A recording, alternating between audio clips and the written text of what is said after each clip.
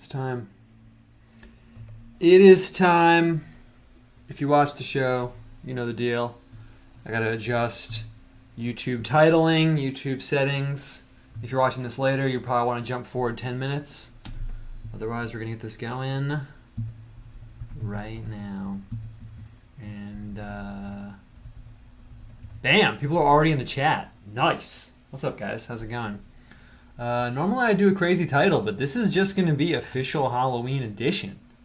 It is time. I have the tweet already written. My dog's here in the room with me. Everything's perfect. Everything is perfect. I'm just gonna turn my sound off so we don't hear me opening this video. The one thing I have to do is go to YouTube and manually copy the link. Yeah, starting a minute early. I was getting my stuff together. I usually start like 10 minutes early just to let people get in. And also it's kind of fun for me to just get things together with you guys. Okay, 1 second. Oh, we got extra emojis. Let's get the pumpkin emojis in there. I've been vibing on the pumpkin emojis. Not like when I'm texting people because I'm not like a 13-year-old girl. But, you know, every now and then it's appropriate. And let's get the TV emoji. I vibe with the TV emoji for the show. Then we'll get this going. I'm amped right now, honestly.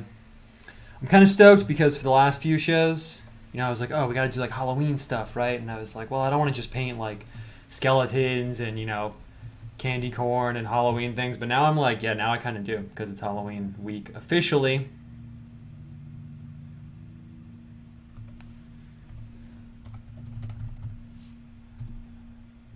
Boom. I tweeted it. And I made a pretty dope image for the thumbnail. Oh, YouTube automatically populated it with the last thumbnail. Okay, I know this is very exciting for you guys. I'm just going to quickly change the thumbnail because I made a whole Halloween thumbnail. And, you know, you need a cohesive aesthetic. Boom. If you want to see it, I just tweeted it. I know you're dying to see it. All right. Let's do this. Let me move some stuff around. My dog is here. She's sitting right here next to the desk. I want a dog docs. I want to show my dog, but I feel like I shouldn't. Feel like I shouldn't, but she is here. Girl dog in the studio. Otherwise, I'm just going to throw my gloves on, get some paint organized. We can get this going. My dog's really literally right in my way. She's right here off camera. Really cute. So I get these gloves. It's really funny. I order these gloves, but I think they're like from some sketchy company because the box is always different even though the gloves inside are the same. So it must be some company that just like makes them for a bunch of different brands or something. Very exciting, right?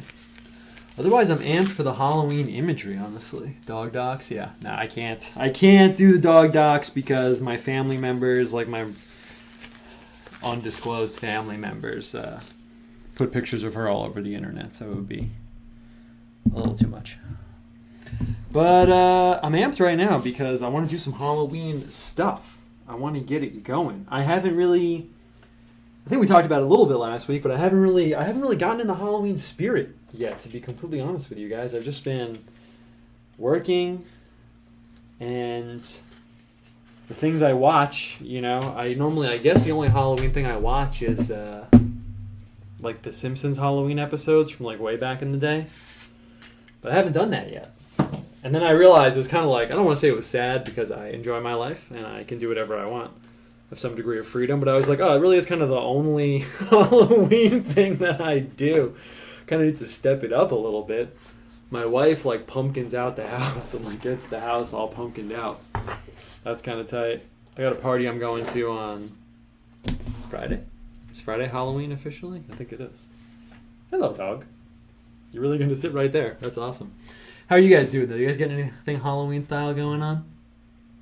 Amped, souped, stoked for the painting hour. Yes. Actually, I had soup also before.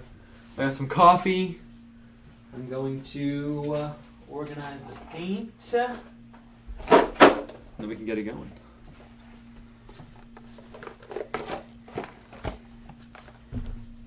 So, yeah. I was trying to think what we were going to talk about. I was looking for, like, spooky stories and stuff. I do have some, like, spooky stories, but I found something I always feel like whenever I prep something to talk, again, I like kind of letting you guys in on what I'm thinking when I'm planning the show. But I always feel like whenever I plan something, I end up talking way too much, and then all of a sudden it's been like a half an hour, and I'm just like talking on, and like we're not painting.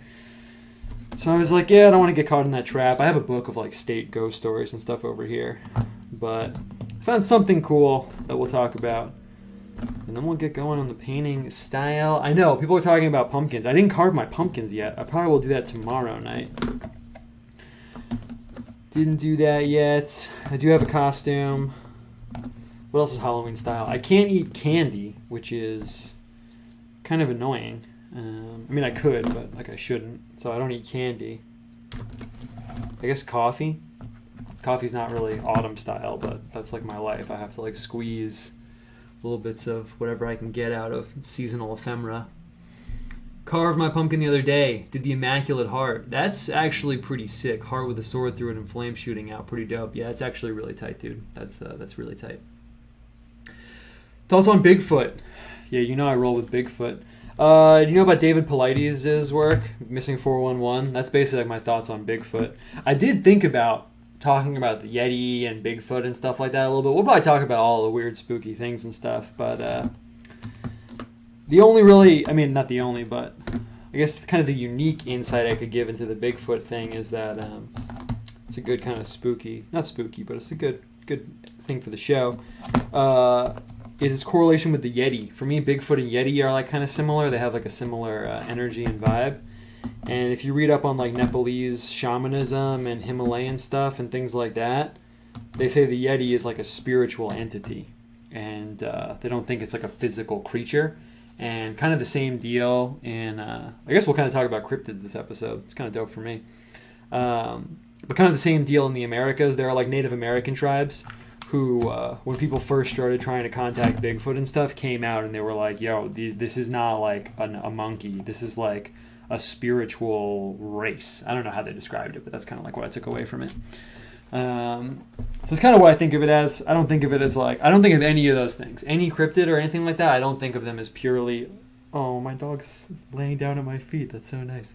I don't think of any of them as purely physical phenomenon. They're all somewhat like spiritual in some way.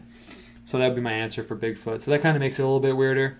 I don't know about that video. There's that one like famous video. Some people say it's real. I don't really know about that. But then also, this is like old news for people that follow me and like are into all this stuff. But there's lots of, in case you don't know, there's lots of like national park disappearances, and some of them kind of fit in with Bigfoot and stuff like that. So yeah, Sasquatch stuff is also pretty weird. Where people hear like that's kind of like weirder than Bigfoot for me. I know they're like kind of the same thing, but they're also not. For Sasquatch stuff, you get more like people hearing sounds and people getting lured into the forest and stuff like that. So that's pretty creepy. You get a lot of stories about people who will be like hiking, and then they'll hear like the sound of someone like swinging a bat against the tree or something like that, and they'll go check it out. And as they get closer and closer to it, they'll kind of realize they're being lured into the woods, and then they'll hear like noises behind them, and they realize that they're being like, you know, like I said, lured into the woods. That's like really, really creepy for me. Also, people finding stuff like, you know, big broken trees and things where it really doesn't look like it was broken naturally. It was like broken by some large creature. That's basically my thoughts on Bigfoot. For anyone that is new here, hello. Thank you for coming by. But if you don't put at Owen Cyclops like Ben did above, I'm probably not going to see your message. Right now I will, because we're just hanging out. There's not that many people here. But as we go along, I definitely won't see it. Because like while I'm painting, I look up, and then if you put at Owen Cyclops, it's highlighted in red. But if you don't, then it's just like a wall of text. Just so you know what's going on my end. Mothman? Yeah, Mothman's kind of a similar deal. Obviously, like some kind of like spiritual entity. Kind of the most like overtly, I don't want to say demonic, but I mean it's literally like a giant black winged silhouette with like red eyes and stuff. I'm working on a print of like a bunch of cryptids. So I recently went and researched a bunch of them in terms of like their visual, and like actually read like the descriptions from like different sightings and stuff. The Mothman weird thing is, I don't know if you guys remember. I don't know if you guys were on like Weird Internet a few years ago. It wasn't even that long ago. But in Chicago, there was a chunk of time where people saw Mothman during the day. You guys remember that? There was like this 3 weeks or like a month period where a bunch of people saw Mothman straight up, like, during the day in Chicago, like, in public. Like, people saw it, like, flying around. It was nuts. And it kept happening over and over and over. And that was kind of weird for me. I mean, like, Chicago, lots of murders happen there. People are seeing this weird, like, black entity flying around during the day. Like, I mean, if you know anything about my vibe, you obviously know that I would, you know, kind of have to intuit something from that a little bit, right? My dog's looking at me like, yo, why are you talking to your computer? She never hangs out in here, but it's cool. Do you think there's such a thing as a spiritual entity that's not purely good or evil, like not an angel but not also a demon? It's a really good question. It's 7 o'clock. At 7:01, we will pull the trigger for the show. But that's a really good question because we're probably going to talk about cryptids a lot. It's probably just going to come up naturally since we're hanging out and stuff. But yeah, I think that it's something that I've broken down like in a few threads and stuff, but I kind of wanted to make a comic about some cryptids and things like that. But yeah, basically, like, for me, going into all the paranormal stuff, it's not really so useful to necessarily have this, like, highly polarized, here's these, like, fire and brimstone demons with pitchforks, and then the other alternative is, like, here's these, like, angels that are people with white robes and halos. I think it's kind of important to remember that, like, demons, just kind of in general, like, it's kind of like a class. I'm not a theologian, by the way, so don't take spiritual advice from me. I'm like a guy just talking to you. But demons they're like a class of being, but they're primarily characterized, in my opinion, by being in rebellion, right? You know what I mean? So that could mean a lot of things, being in rebellion. Like, just like in humans, like, this is the analogy I always use, but in humans, you know, some mass murderer who's, like, catching people and, like, killing them and stuff, he's in rebellion against God, right? But then you also have someone who just comes home and, like, jerks off and eats potato chips and, hey, chill out. And that's their whole life. Hey, chill out. Hey, chill out. There's a garbage truck outside. So that's the scary thing for the dog today. It's okay. We're just hanging out. It's all good. Yeah, no, it's okay. Don't bark. Okay. So yeah, basically the same way you get that spectrum in people, where, you know, someone who just, like, does nothing with their life is kind of, like, in rebellion against God, but someone who's doing, like, overtly evil stuff is in rebellion. I think you get the same thing in, like, spiritual entities. So yeah, I don't think they're all, like, you know, let's kill a bunch of babies evil. There's kind of like a spectrum, basically. We'll talk about it more. Fairies are kind of like that. That's kind of the fairy answer. Fairies are kind of like that. Fairies sometimes just kind of live in their own world and don't really care about humans. Sometimes they play pranks on humans, like, you know, messing with their shoes, and then sometimes they will, like, kill a bunch of people. So that's a good example of, like, the spectrum. Anyway, I think it's time. It's 7:02. Let's start the show.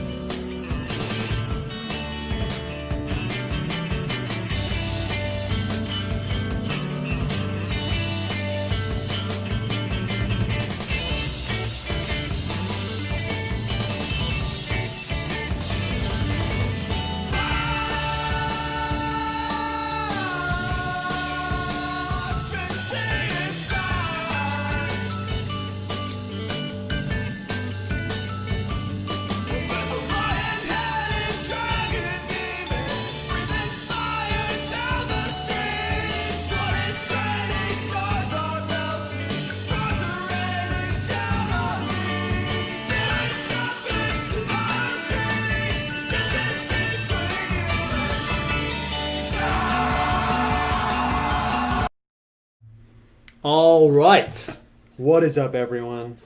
I am excited to be here right now, as is my dog, who's never here. So if she barks, I'll throw her out of the room. But for now, we're just going to roll with it. And it is fitting that we have a little hellhound here off screen with us because it is Halloween week. It is time for Halloween. And I said it before, maybe you just came in, but I'm kind of amped because the whole month I've been like, oh, let's do Halloween stuff, but I don't really want to just be doing, like, overtly Halloween stuff, like skeletons and ghosts and, you know, people with pumpkin heads, but now I do because Halloween's just a few days away, so that's kind of cool for me.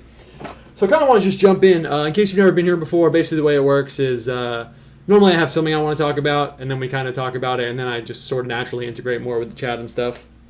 So you got a super chat from Spiced. Thank you, Spiced. Before the show even starts, that's his confidence in the show. I have to deliver. So, Halloween style, mentioned it before, but I was trying to figure out what can I do, like kick it off. Normally I show a book or something, and I was like, oh, ghost stories, obviously that's really Halloween. Are we going to go, like, you're going to be looking at a white piece of paper, I'm telling you a whole ghost story. So I didn't really want to do that. I didn't think that would be the move.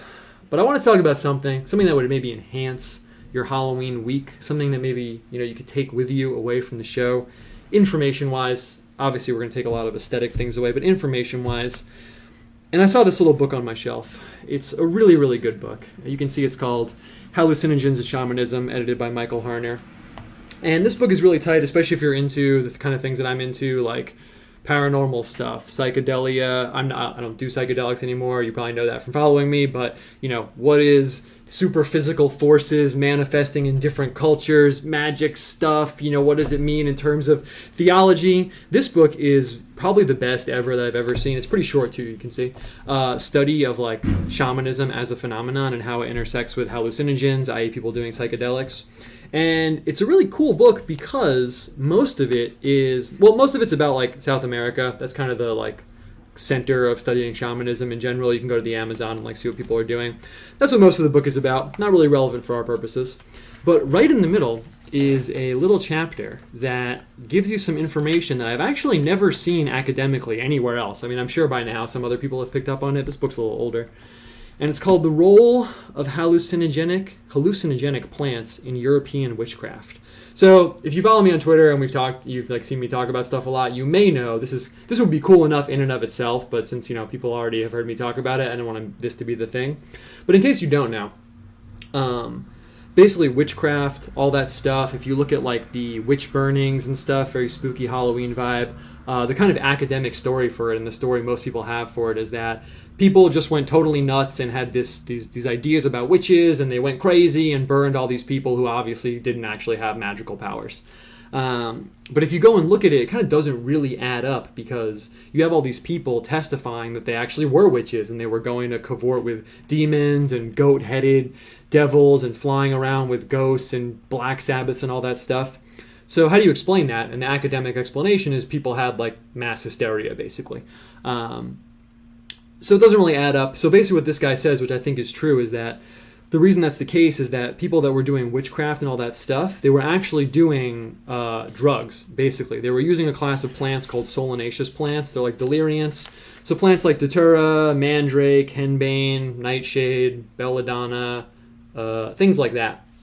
And what they would do is they would cover their bodies in this ointment, and they would trip out so hard that they would think that they were actually going to fly to these black Sabbaths and cavorting with demons and all that stuff. And it also dovetails with werewolves and things like that. So that would be cool enough, right? But I was like, some people have heard me talk about that before. So as our little ghost story situation to get us started, I thought we would just read a few of these. I know you're looking at like a ton of tabs right here. We're not going to look at them all. But it's pretty awesome because what he does in this book is he actually goes back into sources from like the 14, 15, and 1600s. And you can hear people talking about, using these plants to go to these black Sabbaths and stuff. That's like kind of interesting, I guess. Not really. But the funny thing, what I wanted to share with you right now, is there's a bunch of stories about people just getting like totally owned because they thought that they were really they thought they really had these magical powers, but they didn't. And it's kind of funny seeing the letters from that time period. So I thought we'd take like 5 minutes or so and just dive in here as our little spooky kickoff for the Halloween episode. So here we are, 1600s to 1680. And this woman, Elizabeth Stiles, says, these are from like letters and things like that. Before they are carried to their meetings, they anoint their foreheads and hand wrists with an oil. Oil is spelled O-Y-L. It's kind of cool. Oil the spirit brings them, which smells raw. And then they are carried in a very short time, using these words as they pass. Thout, tout-a-tout, tout throughout and about. So they have some kind of like mantra or something they're saying as they do this. And when they go off to their meetings, they say, returnum tormentum. All are carried to their several homes in a short pace. Alice Duke gives the same testimony, nothing besides that the oil was greenish in color. Anne Bishop, the officer of Somerset Coven, so they had people like overseeing this stuff, confessed that, her forehead being first anointed with a feather dipped in oil, she hath suddenly been carried off to the place of their meeting. So these women would basically like trip out. And that's where a lot of like the witch archetypes come from. Like if you've seen images of witches riding broomsticks, that's kind of like the most classic thing. They would sit up on these materials to give them the feeling of levity. So like while you're tripping, you're sitting on this bar and you kind of imagine you were like riding a horse or flying around. This is one of the funniest ones that made me want to share it with you. So check this out. So this woman, well, you'll see. I'm not going to tell you what it says. So 1692, we're in America. Johannes Nidler. And it says, I shall show how so many people are deceived in their sleep that upon waking they altogether believe that they have actually seen what has happened only in the inner part of the mind. I have heard my teacher give this account. A certain priest of our order entered a village where he came upon a woman so out of her senses that she believed herself to be transported through the air during the night with Diana and other women. Diana, it's like a goddess basically. While he attempted to remove this heresy from her by means of wholesome discourse, she steadfastly maintained her belief. So this woman tells this priest, yo, I'm a witch and I fly around at night. And he's like, no, you don't. Stop being like, what's wrong with you, lady? So the priest then asked her, allow me to be present when you depart on the next occasion. She answered, I agree to it, and you will observe my departure in the presence, if you wish, of suitable witnesses. Therefore, the day for the departure arrived. When the old woman had previously determined, the priest showed up with trustworthy townsmen to convince this fanatic of her madness. The woman, having placed a large bowl, which was used for kneading dough, on top of a stool, stepped into the bowl and sat herself down. I just love the image of this woman sitting in a giant bowl with the priest and like all these townspeople around. Just a little interjection. Then, rubbing ointment on herself to the accompaniment of magic incantations, she lay her head back and immediately fell asleep. With the labor of the devil, she dreamed of Mistress Venus and other superstitions so vividly that, crying out with a shout and striking her hands about, she jarred the bowl in which she was sitting, and, falling down from the stool, seriously injured herself about the head. As she lay there awakened, the priest cried out to her that she had not moved. For heaven's sake, where are you? You were not with Diana, and all those attested here. All those present here will attest, you never left this bowl. Thus by this act, and by thoughtful exhortations, he drew out this belief from her abominable soul. So this priest literally had to bring a bunch of people to a barn and have this woman sit in a bowl and have her realize that she wasn't flying around to these Black Sabbaths. So I should share that with you guys. There's one other one here that's kind of funny. So basically this woman it's kind of the same thing where this woman's like, yeah, come see it. I'm a witch. I'm going to go fly around. Check it out.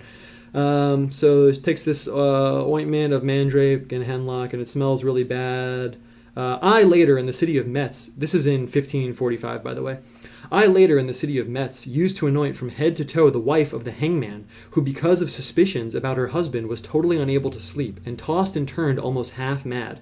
And this one seemed to be an appropriate subject on whom some tests could be made. So this guy got the ointment, and he's like, this is weird, I kind of want to see what the deal is with this. And he finds this hangman's wife who has terrible insomnia, and he's like, well, I guess we'll try it on you, basically. Since infinite other remedies have been tried in vain, and since it appeared to me that it, the ointment, was highly appropriate and could not help but be useful, as one easily deduced from its odor and color, on being anointed she suddenly slept such a profound sleep, with her eyes open like a rabbit. She also fittingly looked like a boiled hare. It's fucking hilarious, honestly. That I could not imagine how to wake her. By every means possible, with strong ligatures and rubbing her extremities, with effusions of oil of costus root and something else, with fumes and smoke in her nostrils, and finally with cupping glasses, I so hurried her that at the end of 36 hours, so she passed out for 36 hours, she regained her senses and memory, although the first words she spoke were, "Why do you wake me at such an inopportune time? I was surrounded by all the pleasures and delights of the world." And casting her eyes on her husband, who was all there stinking of hanged men, she said to him, smiling, "Knavish one, know that I have made you a cuckold, and with a lover much younger and better than you." So she wakes up, and she's like, "Demon cucked, I was just banging a demon. Sorry, hangman." I guess that's inappropriate for the G rating that I'm trying to have on the show, but I mean, how could I not share that? Some guy got demon cucked. That sucks. That's what happens. That's what happens, guys. You gotta watch out. Gotta watch out. Anyway, last thing before we get to painting. There's another one. I'm not gonna read the whole thing. There's another one where this woman does the same setup. She's like, "Yo, I'm a witch. I'm gonna do it." And she puts the stuff on. She passes out, and then guess the people that were there thought that she wouldn't believe them when she woke up, so they beat her. They beat this woman like black and blue, and then when she woke up, she was like, no, I was flying around with these demons, and they were like, no, you're not. Look at all these bruises. We just like beat you while you were sleeping. Sorry, just had to share that with you guys. Anyway, so the other cool thing, last cool twist before we keep it moving, is it also intersects with werewolf stuff. So people DM me all the time, actually, and they're like, hey, I know this girl that's into this weird thing. Do you think, like, girls and astrology, like, why are girls into astrology and all that stuff? And I do think that there is kind of, like, natural differing manifestations between male and female spirituality. And this is a really interesting one, because the women, when they would use these ointments of, like, solanaceous plants, would imagine, like, black Sabbaths, basically. Like, in case you don't know what that is, like, flying to some gathering, demonica, sex, weird stuff, you know? But the men would not have that experience. The men would basically have the experience of lycanthropy, which is a fancy way of saying werewolfism. So what the men would have is the experience of, being werewolves. And there's a really interesting one in modern times now. So they dose this guy with harmaline. I'm pretty sure that's one of the active components in Datura. And he's describing his experience. I wasn't a fish anymore, but a big cat, a tiger. I walked, though feeling the same freedom I'd experienced as a bird and a fish. Freedom of movement, flexibility, grace. I moved as a tiger in the jungle, joyously, feeling the ground under my feet, feeling my power. My chest grew larger. I then approached an animal, any animal. I only saw its neck, and then experienced what a tiger feels when looking at its prey. Then it's the end after the quote. The neck which the subject referred to was that of a woman in the room who had appeared to him to have changed into a deer, and the subject had to be restrained from attempting to bite her neck. So they're doing this clinical trial, and this dude literally tried to like bite this like woman's neck because he thought he was an animal. So yeah, and then there's all these passages where they say, you know, you can recognize the people that are werewolves because they're like have this really dry face and they cuts on their legs from like stumbling around. And he basically hypothesizes that it's the same phenomenon, like the poisoning via the solanaceous plants. And there's one other cool one we should check out. Other stuff like here in the 1660s. These French guys, they would rub the ointment on their body and they would change into wolves. They confessed this to like the policemen in their village. They would change into wolves for 1 or 2 hours, and that in this state they physically attacked a number of persons on various occasions, biting them with their teeth, killing them, and even eating parts of their bodies. This is a really weird twist too, in case anyone wants to dig a little deeper. It was sometimes recorded that a girdle made of the pelt of a wolf was used in addition to the ointment. Peter Stump, who was executed for werewolfism in 1590, confessed that a demon had bestowed a girdle upon him, with which he girt himself when the lust came upon him to shapeshift into a wolf. So a bunch of these guys would wear these sort of like wolf corsets. They would make like a corset of like wolf fur. And it kind of makes sense because then where your arms are, if you rub your arms against your ribs, you feel the fur, right? So you're on drugs. It kind of makes you feel more like a wolf, right? That makes sense. But the really weird part is that a bunch of these guys said that demons or like a devil gave them the wolf skin. Isn't that kind of weird? And a bunch of them would talk about the demons storing the wolf skin in like a hollow tree. And when they wanted to morph into wolves, they would put on this wolf skin that they would fetch from this like hollow tree. I thought that was kind of weird. I think this is the last page. The Confessions of Jacques Bouquet and a bunch of other guys with super French names are very relevant to our argument. Let's see, this is in 1602. In order to turn themselves into wolves, they first rubbed themselves with an ointment, and then Satan clothed them in a wolf's skin, which completely covered them, and that they then went on all fours and ran about the country, chasing now a person and now an animal to the guidance of their appetite. That's crazy, man. Imagine that. Talking about keeping it in the tree. This is the last one. We'll read this one and then we'll get to painting. In the company, this is 1602, by the way. In the company of the Lord Claude Mayenner, our recorder, I have seen those I have named go on all fours in a room. Oh, so this is just so you know, this is like after the guys were arrested. They would arrest these guys for being werewolves in like the 1600s, you know. And they'd be like, do it, you know, turn back into a wolf. Turn back into a wolf, you know. And some of the guys would try to turn back into a wolf, but they couldn't. So that's what this guy's describing here. I have seen those named go on all fours in a room, just as they did when they were in the fields. But they said it was impossible for them to turn themselves into wolves, since they had no more ointment, and they had lost the power of doing so by being imprisoned. So it's kind of interesting. In the 1600s, they arrest these dudes for being werewolves, and they're like, yo, let me go home. I just need this ointment. That's what let me turn into a wolf. Academics now would see that and be like, oh, this is just, you know, magical thinking. These people are crazy. But actually, they were probably using these like solanaceous plants and stuff. Anyway, that's about as close as you're going to get to a full-on ghost story from me. You're at a party this week. You're with some relatives. You're with some friends. someone's dressed up like a witch, and you say, hey, my friend Owen told me that witches would cover their naked bodies with an ointment made of solanaceous plants and sleep for 36 to 48 hours and dream that they were going to demon orgies. And that's where that comes from. That's why you're wearing that costume. And everyone's going to think you're so cool. They're going to be like, wow, you're such an interesting guy. Thank you so much for telling me that. Anyway, I think it's time. That was about exactly the amount of time I wanted to spend on that, about 15 minutes or so. And now the stage is set. Let's get to some Halloween imagery. I'm going to cut the border off over here. And I thought we could do this a little bit more casual. I mean, we always keep it kind of casual, usually. Let me fix that a little bit on the screen. Perfect. But yeah, normally at the end of the month, the last show, I take all the suggestions for the painting from the chat. So we can kind of do a mix. There's some stuff I want to get to. I want to paint some like pumpkin-headed people and stuff like that. But I'm also open to doing whatever you guys tell me, as long as it won't get me banned from YouTube. So let's see how it goes. I'm just going to border it off over here. Someone said harmaline's an alkaloid present in ayahuasca. Yeah, sometimes it is, actually. Sometimes they add datura into that. Super cringy story. When I was like 12, I was pretty edgy and into occultism, so I'd always look up WikiHows on how to become a werewolf. Yeah, well, you got lucky that you didn't find that book edited by Michael J. Harner. Yeah, it's really funny because when I used to argue with more people online, like sometimes I get like neo-pagans and stuff coming at me, which is like, yeah, if you're here in neo-pagan, like it's fine. I don't really care. But one time this guy was like a wolf devotee and was like, and he didn't even know that. And I was like, do I tell this guy? I don't want to send this guy, you know. Datura grows everywhere. It's like in my mom's garden. I don't want to be responsible for this guy, like trying to really get in touch with this like other side of himself by and accidentally like killing himself or something. All right, last border wall. Can we get a crow in this one? Favorite parts of autumn is the call of the crows. Yeah, let's do it. All right. Sorry, I shouldn't yell because people have headphones on. So let's do it. What I'm thinking for this one, so also we never do this ever, but I'm also open to doing more than one. If we like get it going and you know it wraps up sooner than the expected time frame, I'm cool with doing 2 or whatever. We'll just kind of work with the time, but let's just do it. I want to go as hard as possible on the Halloween vibe, so we'll start with black. I mean, someone said a crow already, so let's just do it.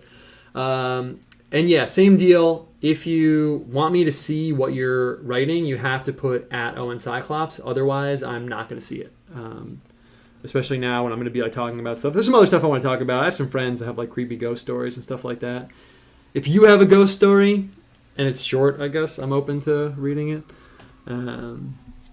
But yeah. Oh yeah. So if you want to suggest something, just put @Owen Cyclops, and then I'll see it. And also, you can ask me stuff. We can talk about stuff. But and then if I don't see your suggestion or something, you can just tell me again. I'm never going to be like, oh my god, this guy said octopus twice. Freaking banned from the chat. What was the name of that book? It's Hallucinogens and Shamanism, edited by Michael J. Harner. It's really good. You're going to get a lot of info in there that you're not going to get anywhere else. Okay. So let's start with the crow. Yeah, that was the first suggestion. Let's see. The first thing that we're going to do right now, kind of want to leave some room open. Let's put the crow up here, and we'll kind of get the wings coming up. I think that'll be a good move. Yeah, full moon, jack-o'-lantern. We'll get all that stuff going. We'll start with the crow. It'll kind of like bifurcate the space a little bit. I'm actually working on something that I'm going to drop on Halloween. That centers around a bird, I'll say. So I've been working with the bird silhouette quite a bit. So that should be cool. The black bird, man. Kind of like the raven, actually. Kind of like the raven. Perfect. I went to, speaking of spooky stuff, I went to this I don't mean to make this stuff sound cool when I talk about it, but for the Halloween show, it's just kind of relevant. I went to this like Native American like spiritual ceremony thing a few times, but this one time, this group was running it, and they send you like, it's very funny because you're going to do this like primal, like ancient, like get in touch with yourself ceremony, but they send you like an email about it, right? They sent an email, and in the email it said, I remember the exact wording. It said, "If you work with feathers, please do not bring feather of night bird such as owl. Only bring feathers of day birds." And since then, I like have all the birds. Whenever I see a bird, honestly, I kind of think about that because they're like split up in my mind between like night bird and day bird. I thought that was like a really funny way to say it. I want to get the other wing in here. I guess we won't make it like a straight silhouette. It'll be kind of like a black bird. And we'll get some more blackbirds in later. The kind of creepy thing about the blackbirds is when they come in like packs, you know. So we'll kind of see how it plays out. And when I look up, hopefully there's more suggestions. If there's not, I'm just going to kind of wing it. I can wing it. I got things I'm thinking of. The crow could be holding something too. That's pretty tight. I actually was thinking today when I was prepping the show, I was like, you know, what like spooky stuff, has spooky stuff like happened to me? Have I done spooky stuff? And I was thinking that I was, that's perfect for right now. And I'm gonna ASMR, you are a glass jar on my table. I'm going to just dry this off a little bit. I'm going to pull out some of the shadow into this wing up here. I don't want it to be like totally pitch black, but I feel like we kind of need like a little bit of that blackness in there. And I was thinking when I was up in New York recently, I was in Sleepy Hollow. I was in, you know, Irvington and where all that stuff takes place. So, oh, dude, the glow right there is tight. That's good. We're getting better at using like the watercolor texture on the show. Nice. That's perfect. I was gonna have to go in with the paper towel actually, but that looks really tight. We're just gonna roll with that. Can we get a crow? How long do these shows usually run for? Normally it goes for like 2 hours or so. We go to like 9 basically. Seems like a long time, but it goes by really fast, especially if you're having a good time, which hopefully you are. Let's get a hellhound in this one. Yeah, that's perfect actually, because it'll balance out the crow perfectly. Great suggestion. Perfect. Okay. I did a bunch of... Oh, actually, I'll show it since it's a Halloween show. It's old enough now. I have this whole wall of sketches that I mostly keep my sketches to Patreon, but I'll show this. I kind of randomly drew this a while ago. I was thinking about Dogman and stuff like that. I don't know why I made him wearing this like regal clothing, but I thought it was kind of cool. But I did a bunch of drawings of like silhouettes of dogs and stuff like that. There's something kind of creepy about it when you get the ears right and everything. Not like that, but like a little creepier. Hellhound...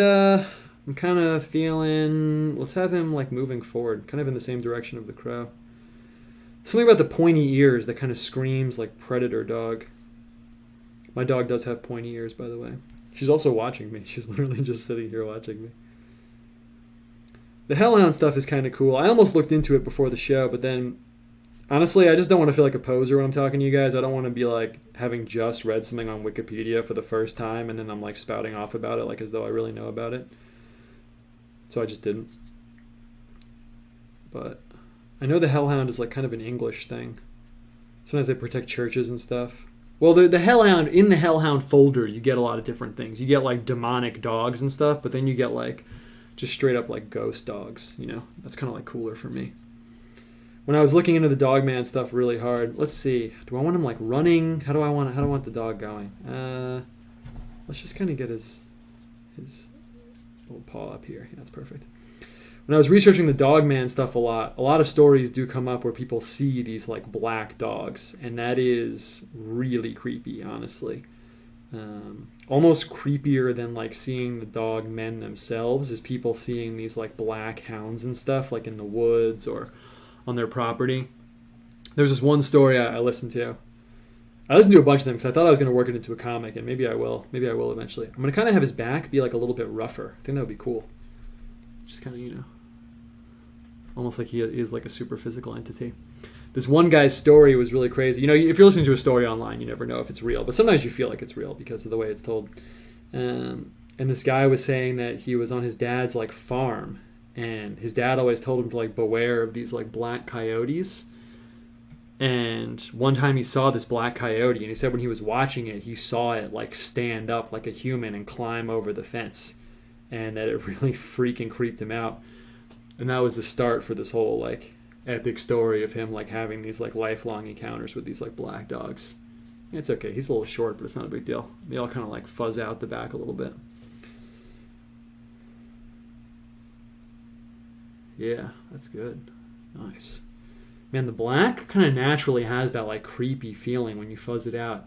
You guys remember those, what's it called? Those like scary books that they had us look at when we were kids? What are they called? Like scary stories, and they were illustrated with a lot of that like black wash. Anyway, let's Let's get a hellhound. So we'll kind of escalate a little bit, but we'll just kind of get it going a little bit here. Here once again to shill for the full moon with the jack-o'-lantern face. Yeah, that's tight.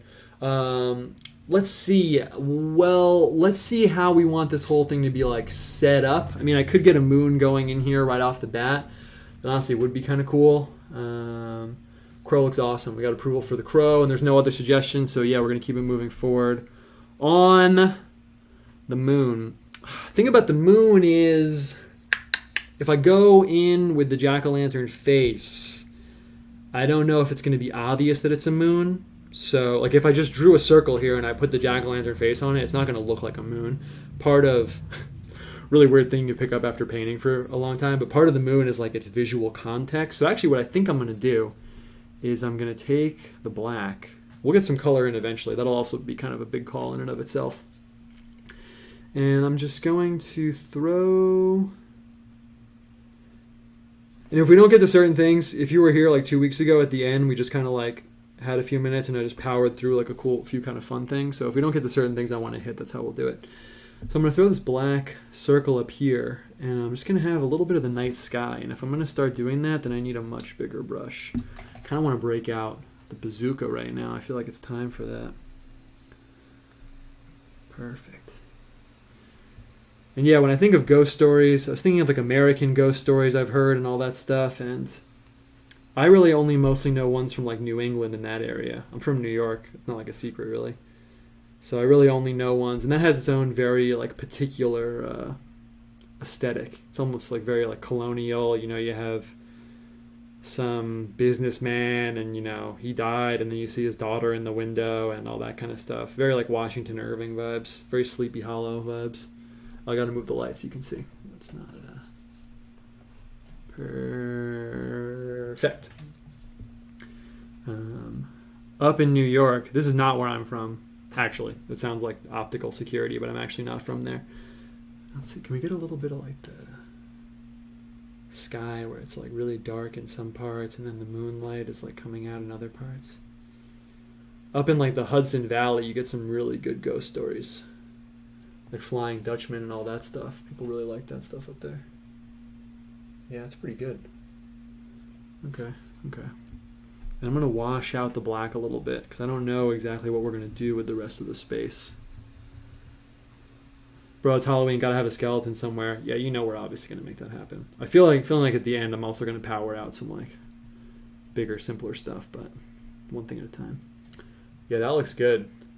That looks pretty tight. Okay, and it was requested jack-o'-lantern face on the moon. That gives me a few options. I could go in hard with the yellow right now, and that could be the first color that I got going. The thing is, I could also do it kind of classy style. I could make it, like, you know, when you look at the moon, you have those gray patches and stuff. I could make it so that's like what the jack-o'-lantern face is. I'm just going to pick up some of the black right from here. I guess this is what we're doing because I could have started doing it. Let's see. If this doesn't satisfy the jack-o'-lantern face situation like we need, I'll go back. I mean, we'll do it somewhere else too. Let's see. I feel like kind of the trick here is also going to be having like incidental other patches of light and dark. It's almost going to look like a skull. Okay. I'm open to it still. It kind of ended up being a skull. Should I just commit and make it the skull? It kind of looks dope like a skull. No. Let's see.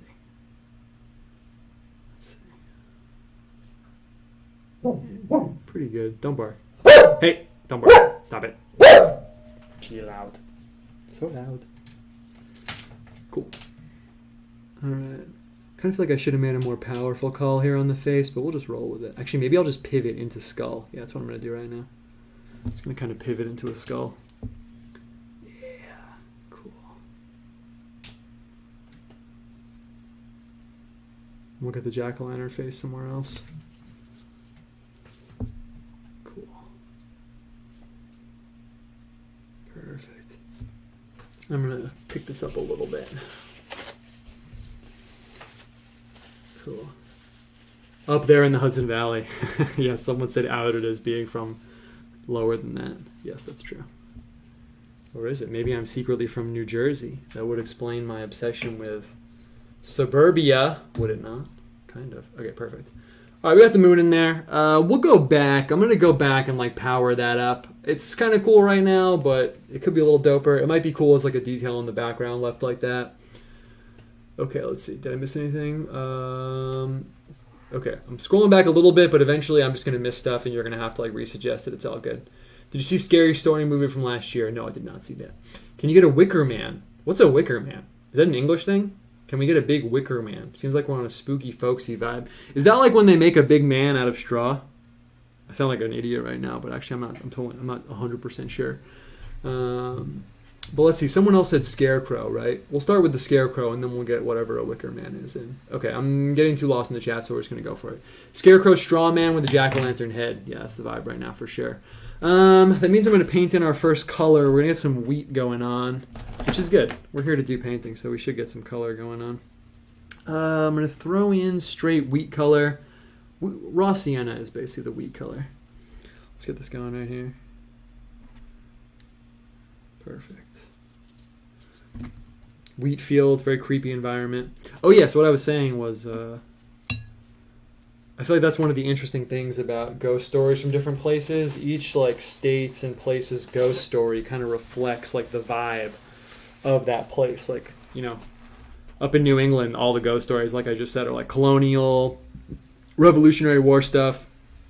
I heard a really good ghost story about some like German woman in New York somewhere who like, I'm going to butcher the story because I didn't like prep it or anything. So I'm going to start out just throwing down like a bold like patch of color, and then I'll come back and make it into like something specific. But for now, I kind of want to just throw it down. Actually, it looks pretty dope. Just like that, actually. But we'll come back and put in like, you know, the wheat stripes and all that stuff.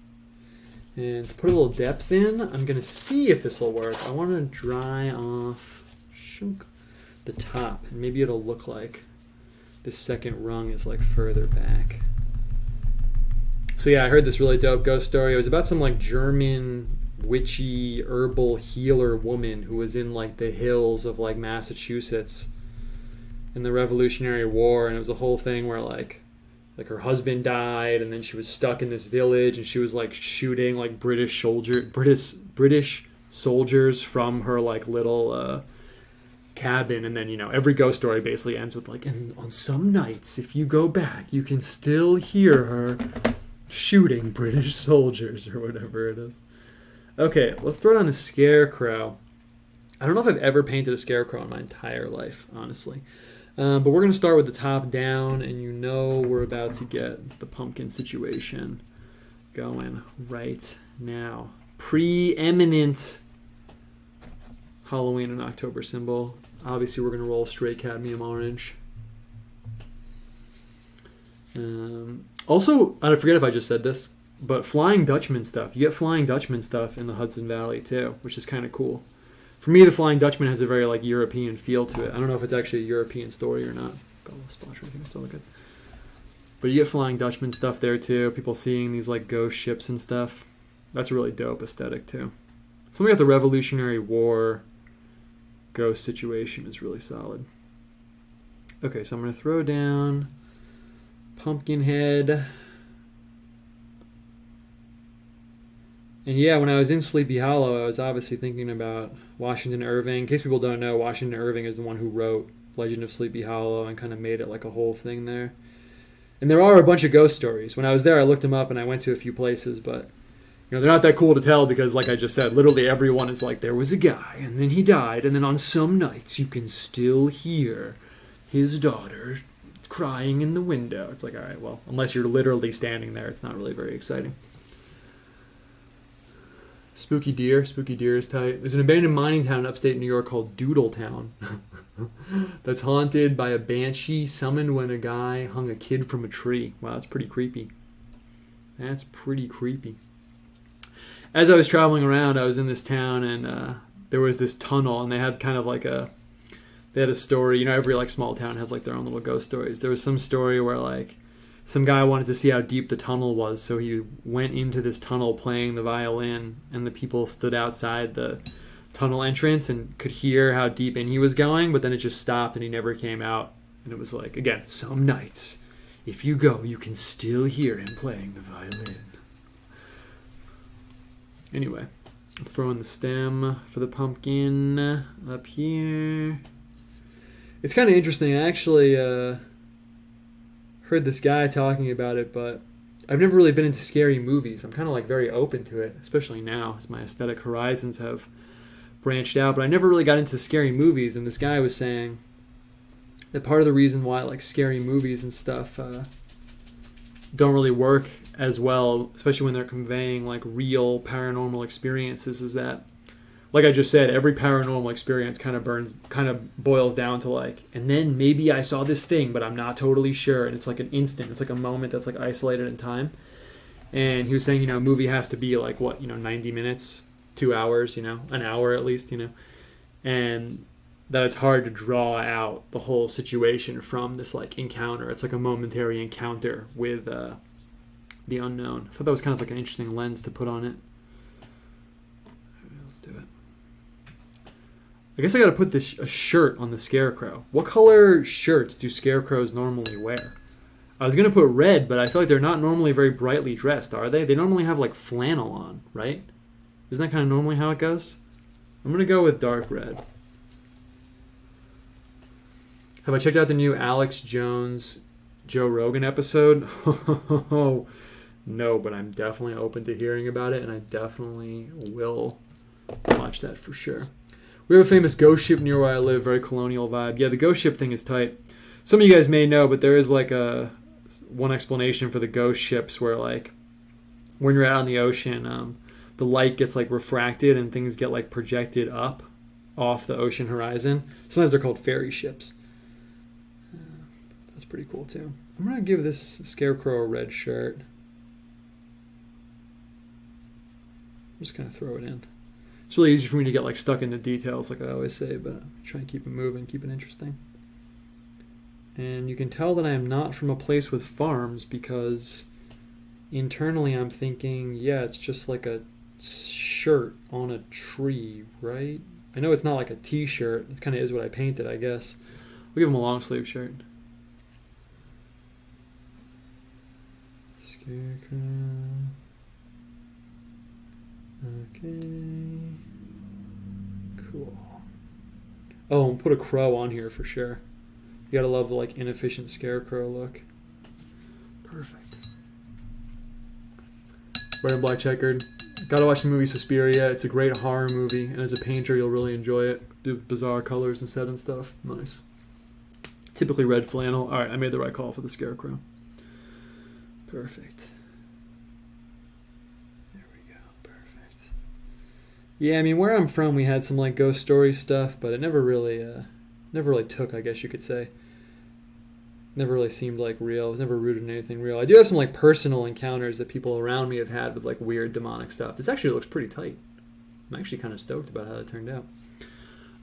One of the weirder things I thought I would mention is I do know someone who kind of got like entangled with like ghosty, like demony entities, and that was like a pretty interesting time because it also started happening right as I met him. So I like became friends with this dude, and then all of a sudden he was like seeing ghosts in his house like a lot, and it's a pretty interesting time. I'm gonna come back. I'm gonna let this dry, and I'm gonna come back, and we're gonna like deal with this whole situation. You can kind of see I just don't want it to like all bleed together when it's wet. Faded, beat up, put a patch on it. Yeah, put a patch on it. That's tight. I could do it right now. Yeah, I'll put a patch on it. We'll wrap up one thing at a time here. But yeah, I knew this guy. I mean, another thing that like pretty much everyone has, within like a 50-mile radius of their small town, if you live in one, is some like abandoned hospital or some kind of like abandoned mental hospital. And something like that, right? And I knew this guy who was very like, I don't know if he was an atheist, but he didn't really take anything like that seriously. This is not a made-up story. It sounds really made up right now, but it actually happened. And him and his friend were very into like horror movies and all that stuff, and they actually went to one of those places. They went to this like abandoned, I guess it was like an abandoned mental hospital or something. And they stayed there overnight, and he told me that while he was there, they were like hearing voices, and he like felt something touch him, and all this crazy stuff. So he's telling me this, right? You know, and I'm like, you know, I know all this stuff is like real. So I'm like, dude, really? Like, what? And he's like kind of like laughing it off. He's like, yeah, you know, it was like right after I moved here. That explains how we just met each other. And he's like, yeah, you know, whatever. It's not a big deal. And I was like, okay, man, you know, it seems kind of weird, right? And then he started seeing ghosts in his house after that. It was crazy. I was hanging out with him. This looks dope with the patches. And his house actually kind of had this like naturally kind of like frankly like cursed energy to it. It actually had like a kind of like cursed feeling to it. My wife commented on it the first time we went there, and so did her friend. They were like, and not like that he was creepy or something weird, but just like the house, the way it was laid out. I've never seen a house like it before. It was the house was like 4 rooms that all connected to each other. So it was just a closed, tiny house that was just a little loop of these 4 square rooms. And that actually could be kind of cool, but for some reason, like the way this house was laid out just felt like kind of cursed and weird. And yeah, he told me he straight up started like seeing ghosts after that. He saw a ghost of this woman that was just like standing there in the doorway. A few things like that. And I don't know if it went away ever, actually. Eventually he moved, and we kind of like stopped talking to each other, not for any particular reason. But I don't know if it ever went away. I told him to get a priest to like bless his house, but then he moved. So I don't know if it picked up in the second house, but it's pretty weird. I know someone else that had something similar happen where like they went somewhere that they like obviously shouldn't have, and then started having stuff like that happen. It's kind of creepy. Kind of too creepy for me. Okay, I'm spending way too much time. See, I said it's way too easy for me to get like stuck in the details. Okay, cool. Okay, and let's throw a jack-o'-lantern face on this dude, and let's keep it moving. Got to keep this train moving. Obviously, the warm light color we have is cadmium yellow. I don't want to get stuck in another detail like that. It's really easy to have that happen. But it's cool. Adds to the feel of the overall piece. I'm thinking that we'll get the black fading out maybe into like indigo. I'm going to have to naturally have some like aura of light around this crow up here just because I'm not going to like painstakingly come around and paint in around it. Get it going over here. But no other really ghost stories, thankfully, for me personally. My life's been pretty ghost free. Shouldn't jinx it, I guess. There we go. Gotta get the spikes in on the jack-o'-lantern face. For me, that's essential.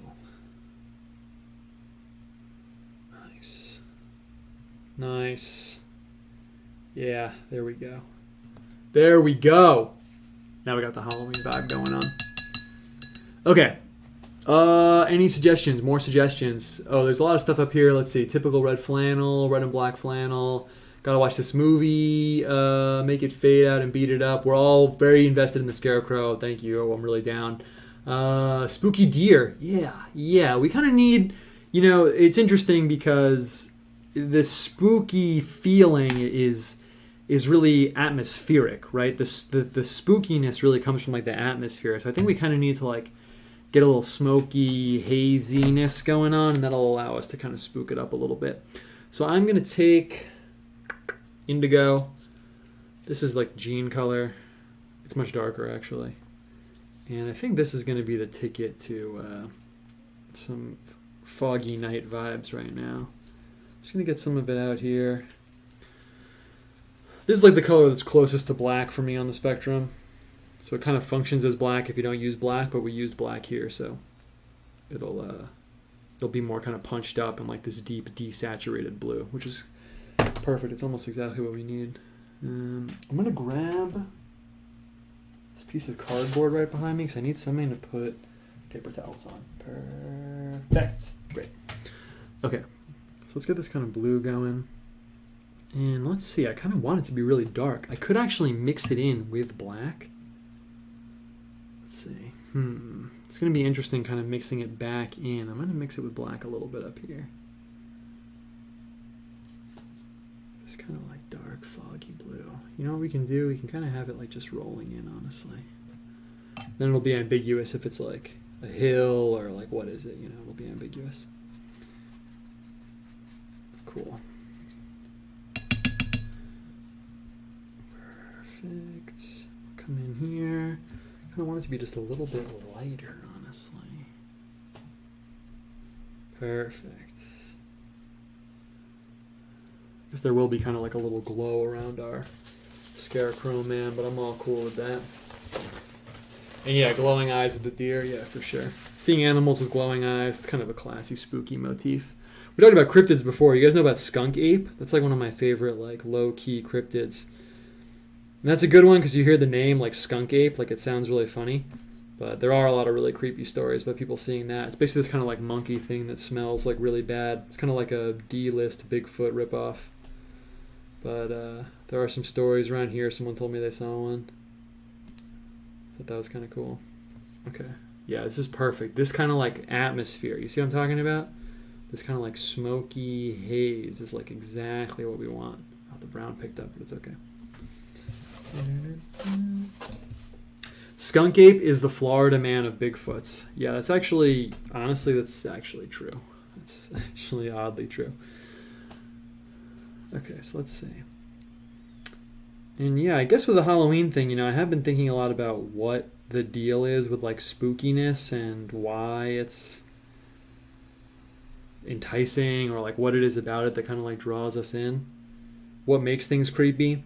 I kind of get what makes things visually creepy. You probably know about the uncanny valley and stuff. That kind of is like very logical to me. That actually makes perfect sense. I really like the colors going on here. And since we don't know where we're going, I'm just going to kind of drag it out. I'm just going to kind of drag it out a little bit. But musically, I actually don't really get why things are spooky, to be completely honest with you. Like when you hear that kind of like music boxy music kind of feeling and it's really creepy, I don't know why that's creepy. I can't actually explain that aesthetically. It's beyond my domain. I don't know if any musicians are in the audience. Ground-wise, we kind of got to decide what we're doing scenery here. Normally we're working into like sort of flat kind of medieval space, but because of the spooky atmosphere, we kind of had to like lock it into more like a scene. So it's a little bit different than how we normally do it, but I am cool with that. Let's see, let's throw in some black. The whole big smoky atmosphere in the background doesn't necessarily lend itself perfectly to proceeding in patches, so I'm kind of just gonna kind of go for it right now and throw down some larger areas of color, and we'll see how it goes. Get the black in here. Cool. We can maybe even put some kind of like tower or something in the distance. That has a very like spooky flavor to it also. Perfect. Perfect. You can see what I'm always talking about with the watercolors. You really don't want them to look overworked, but sometimes it gets kind of difficult, especially if you're building in pieces like this. So it's typically why you wouldn't do that with watercolor, but for our purposes right now, it's totally cool.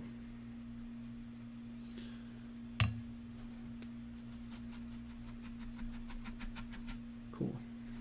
I'm kind of leaving myself some wiggle room because the dry brush makes it look kind of intentional, like it wasn't like an accident or something. So leaving myself some wiggle room. We'll obviously kind of paint up over the black or something.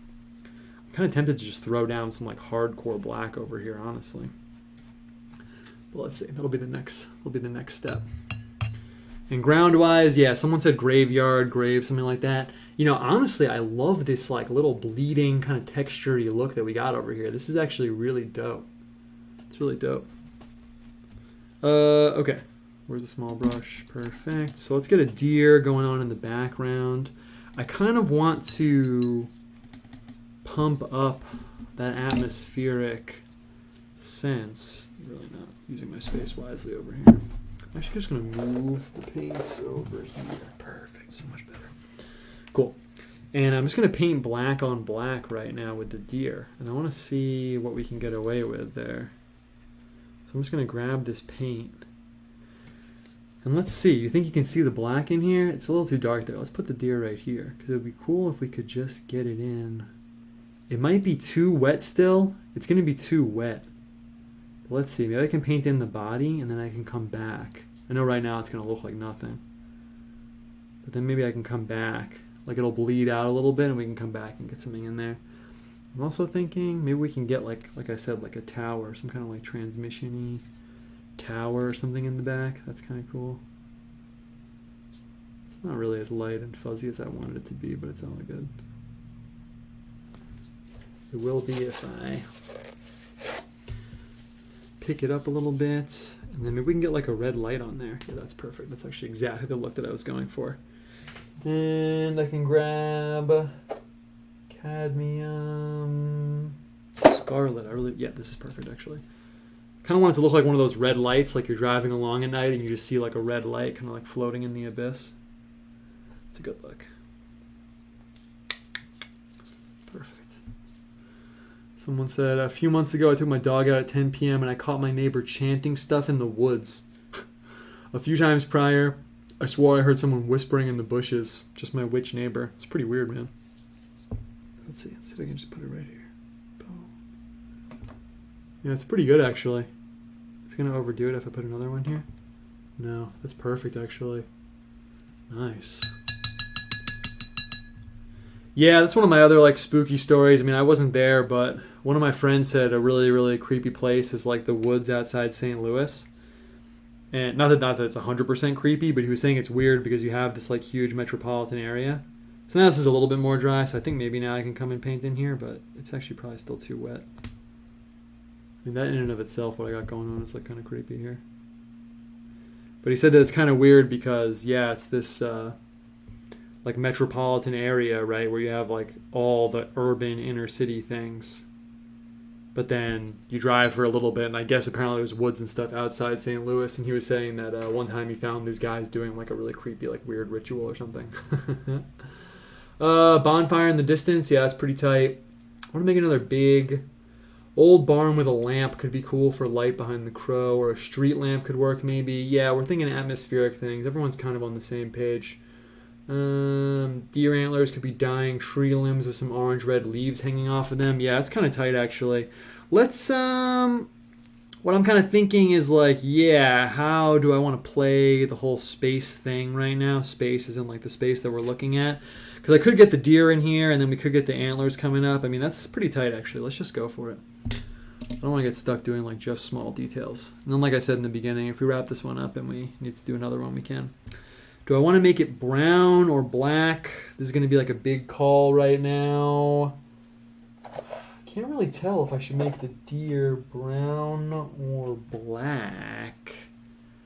Let's make it really dark brown. Make a compromise. I don't know how much it'll fit, but let's see. I'll even mix in some of this darker blue over here. When you're painting, especially if you're doing like classical painting, brown and dark blue are how you would mix black. You wouldn't actually have black in your pigment situation. You would have brown and dark blue. Really torn.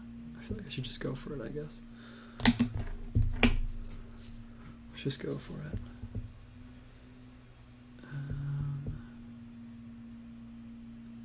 I'm kind of torn, like you can sense my hesitancy, right? Well, I'm kind of torn just because I kind of wanted to make the deer face coming down, but I guess I decided to make it straight on from the other side.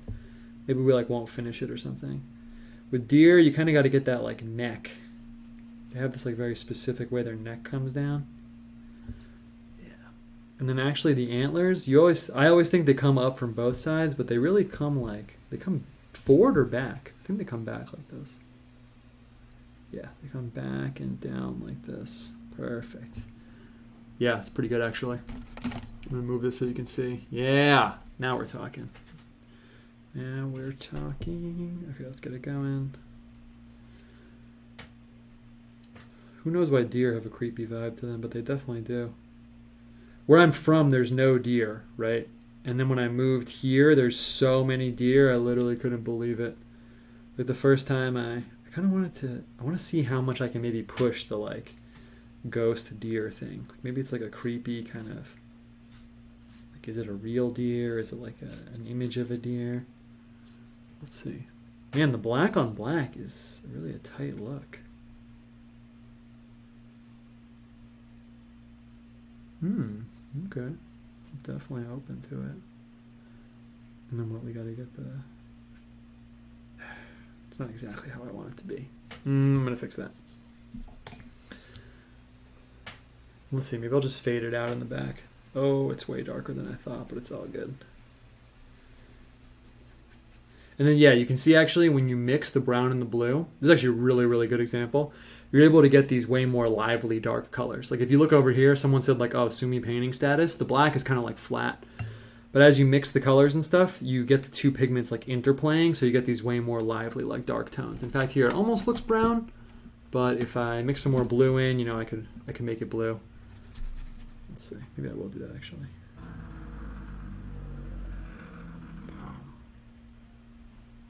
So let's see, it'll be tight if we can land in a space where it's not just like a scene, you know, like everything's like looking like flat, like straight on.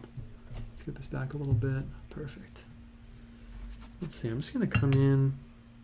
So if we're not gonna make it like it's a straight 2D scene, which is more interesting visually, just because, you know, it's kind of like what you expect, like you're looking on, there's like a horizon and you put little things on the horizon. But it's kind of more interesting if you play with that a little bit. And one thing we can do to get that going, that's kind of tight. I mean, I kind of made the legs crossed here, but it actually looks pretty dope, honestly. Is something big that will indicate that we're not looking flat straight on like a scene. So what that makes me think of is like a big candle or something here would be pretty tight actually. Maybe we'll do that, and that'll kind of indicate that we're not, again, looking into like a real space. We're looking into like this amalgamation of like different places and stuff like that. So let's see if anyone has, let's see what's going on. Might throw off the vibe too much, maybe some trick-or-treaters. Yeah, I kind of want to get, so maybe this will be like the spooky one, and then we'll get into like weird, I don't want to say cute, but like more like fun Halloween stuff, like candy corn and stuff like that. I kind of like what I drew the thumbnail for this show. I drew a guy with like a thyrsus, like a spear, but the end of the spear is candy corn. Thought that was pretty tight. Okay, let's see. Did anyone have any other suggestions? My dad was a pastor in rural Wyoming for years. There's a couple of witches in the town, and my dad saw weird lights and shit over the witches' houses. That's crazy, actually. Trick-or-treaters, think about it. Is your wife vacuuming or something? No. Is it really loud? I'll move my mic away from my computer. Hold on 1 second. You probably heard my computer fan, but now the mic is further away. A ghost, but lay down a black and then pick it up with a paper towel in a vaguely ghost shape. Yeah, it's pretty tight, actually. Maybe we'll do that. Let's do that. Yeah, let's do that, because we need some foreground. So what I'm going to do is I'm just going to throw some black into the mix here. I'm kind of like old school, even though I'm doing this, you know, in a very like illustratory way. So when I'm mixing pigment, I really never mix more than 3 pigments in one color. So now we have black, brown, and blue together here. So just letting you know what's on my mind, in case you're super curious what I'm thinking. And then we'll just throw down this black.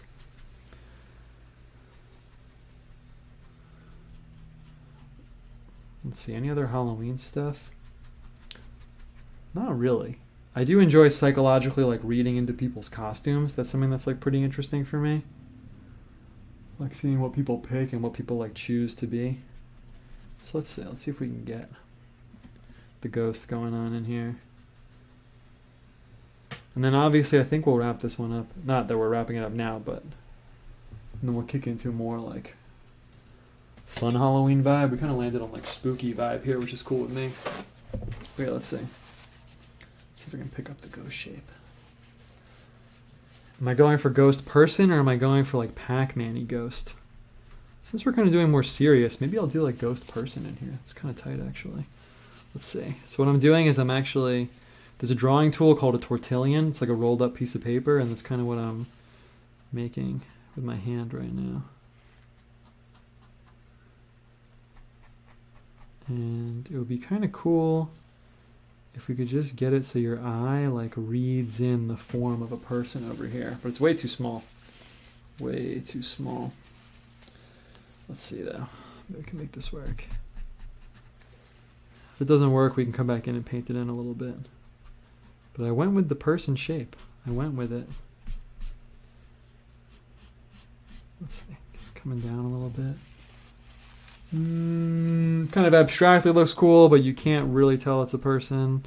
It's hard for me to get the head shape. What you really need for your eye to read it as a person is like the way the head connects to the torso. Oh, yo, maybe the ghost person is like reaching out towards the dog. Yeah, that's kind of tight actually. Kind of tight. Let's see. If I get this other arm, it'll look way more like a person.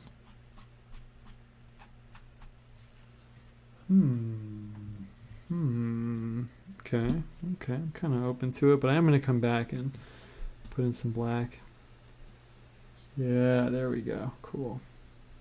We'll really make it look like a person is if I put in the eye. There you go. You need that chin. The chin kind of makes it read as a person. That looks pretty dope, actually. If I cut in here a little bit, kind of like how the legs just kind of like bend away.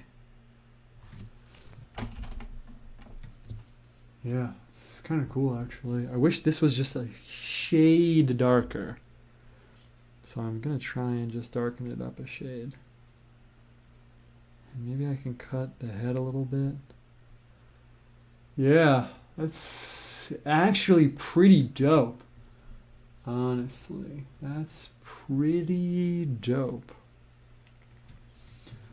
Okay, that was the most unexpectedly dope thing so far, for sure. Nice. I love how he's like calling the dog. I should give him like a leash. Oh shit. I should give him like a leash or something. That would be really tight. I'm gonna do that. Let's just do it. We'll give him kind of like a ghost leash.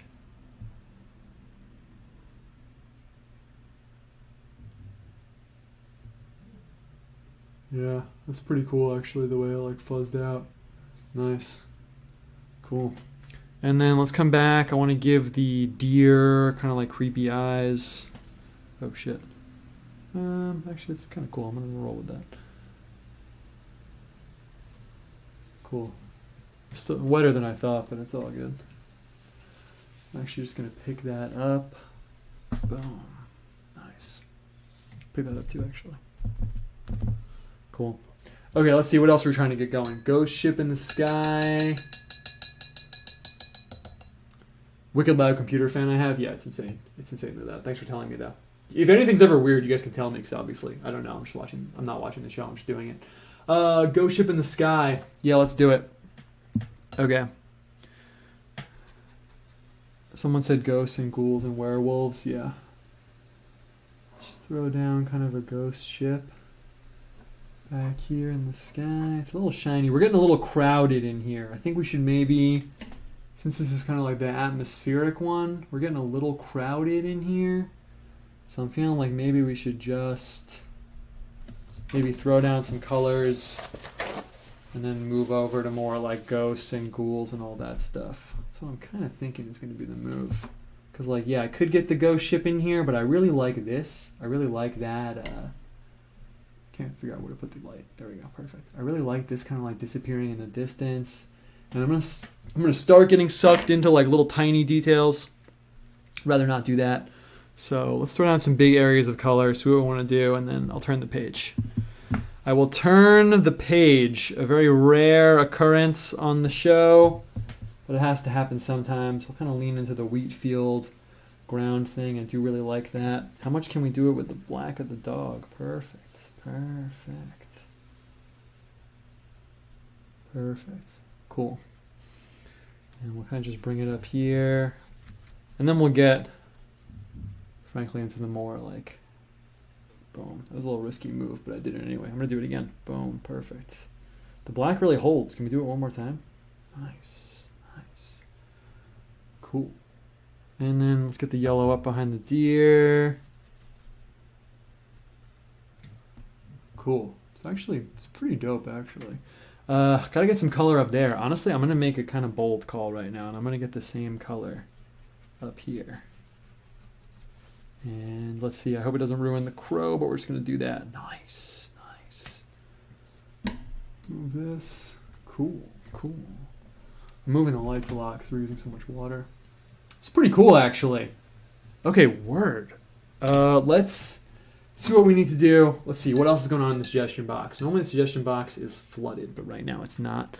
Some kind of creepy thing in the background. Like maybe, I don't know where I'm going to put like a kind of creepy guy. I could put something right over here, like a werewolf head on a guy. It's going to really push it over into like cartoon world. We landed in this really nice spot where it's like everything's very painterly. So I feel like the next, when I turn the page, then we'll go like hardcore illustratory, like, but I really like where we landed right now with the very paintery vibe. But maybe I shouldn't get too attached to it. I'm going to make a few calls right now while I wait for more stuff in the chat. I feel like Black Moon It's pretty tight. I just did it. Boom. Black mode. Yeah, that was a good call. Need something over here. Maybe just like one or two things. Oh, someone said graveyard. That's perfect. Oh, throw down some graves with the gray. It's perfect. And then we'll probably move on. Then we're probably going to move on. It'll be a little fuzzy. Actually, a little fuzzier than I thought, but it's all good. I kind of forgot that I just laid that down, but it's not a big deal. So I'll come back. So I'll throw it down like this. Kind of this ghostly effect. It's kind of tight utilizing this like ghostly, like fuzzy effect. I'm just going to throw these down. Get another one over here. Just kind of implied that it's coming in. Could sneak one more in, but I think 3 is actually good. And you're thinking, it doesn't really look that good. You're like, it's not really what I would have done. I laid that down so then I can come in, and what I'm going to do, since they're in the foreground, is I'm going to mix black with white. So the cool thing about doing like very watercolory stuff like this is that you can kind of play. Someone asked me last time, what kind of paints you're using. I use the squash. This is like kind of the reason it's cool is because 1 minute you're doing watercolor. So right here it's like straight watercolor, but what I'm going to do right now is I'm going to mix black and white together so then I have an opaque, i.e. non-transparent gray. And then I'm going to come in and paint over that. So the cool thing about the paint is I can switch rapidly back and forth between watercolor style. I should let it dry a little bit, but I kind of want to keep us moving here. So I'm actually just going to dry it myself. And we'll see if I get the effect I wanted. I kind of want this like ghostly aura around the grave, so let's see if we get it. And then I can come in, perfect, myself, perfect, perfect. And just paint in with the opaque paint. And I'll throw a shadow behind them too. This one has kind of a nice like gray aura around it. Nice. And I'll give them some kind of like shadow on the back end too. And then, like you can see right here, now then I can switch right back to watercolor. Just by making it more watery. Perfect. Cool. I'm going to take my paper towel. I'm going to grab some of the pigment from the top. Boom, boom. Yeah, probably too much, but it's okay. Nice. And then I'm going to grab some more black, and I'm going to throw down. So actually also what I'm going to do, just again, I like telling people kind of what I'm thinking painter-wise. I want to throw down just like a dark edge on the side, but since we kind of stumbled into like more paintery world, in that kind of situation, like light kind of like bounces around and colors other things. So I actually mixed a little bit of the wheat color into this back edge just so it'll look more like it's actually there. And that's way too dark, so I am definitely going to dry that up. And it looks kind of dope actually, but we don't need it that dark. Boom. Yeah, nice. Then we kind of get that like reflected light effect. Nice, nice. Sick. Okay, what else are people saying? We're going for creepy or spooky. I know there's a very subtle difference. I'm kind of letting the direction it's going in. Pagan procession of the hills, people holding like candles going into the hills. It's pretty interesting actually. It's kind of interesting. I'm gonna think about that. Like a line of robed figures led by a guy with a lantern. That's kind of dope. That's kind of dope. Yeah, let's do it. Okay, we'll do that. Need some spooky trees and stuff. Above the deer, make a tree with one leaf, the orange spot. Okay, people want some trees. Okay, let's throw down some trees. Throw down some trees. Trees, robed people, and then we'll see where we're at. Let's see. I want to see how not opaque I can make it. Let's see. I'm going to try and do this quickly so that I can then hit it with the paper towel, and because I don't want it to be so illustrative, like I've been saying. We're kind of in like a different realm. So in fact, I'm even going to kind of go just a little bit looser than I normally would even.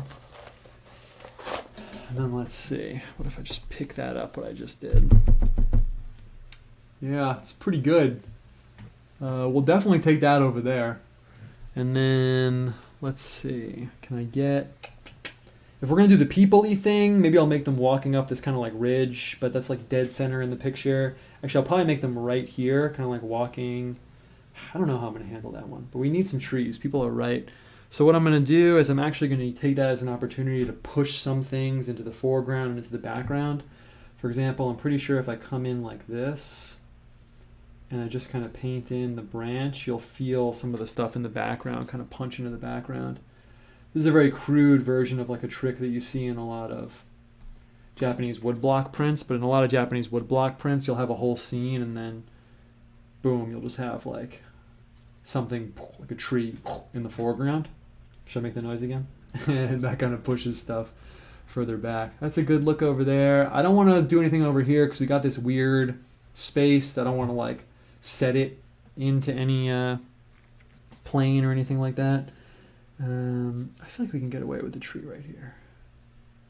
Got this weird dark patch from where I was going to make it a deer, but it kind of works. Yeah, that's good. It's a freaking huge tree in the distance, but it kind of works. Setting the stage.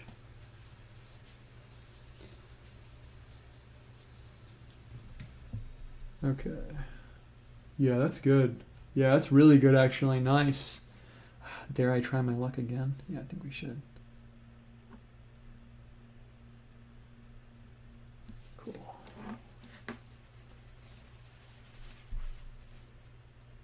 Cool. Nice. All right, that's good. Okay, we're good on the tree front.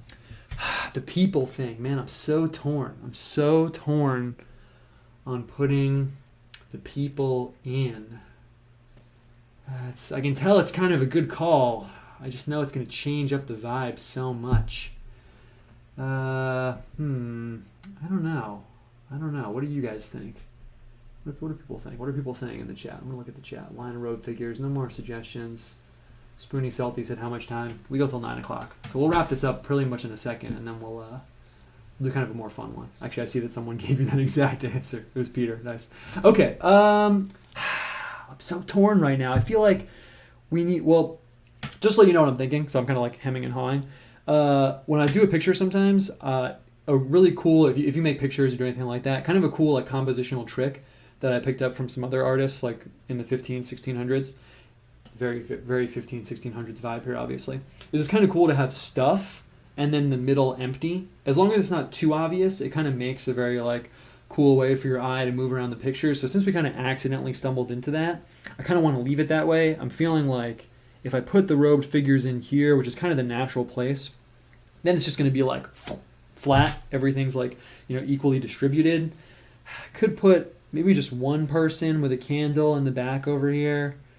Someone said a house. Someone said a barn a long time ago. It might be kind of dope to put in like a barn right here and put in like a candle or something.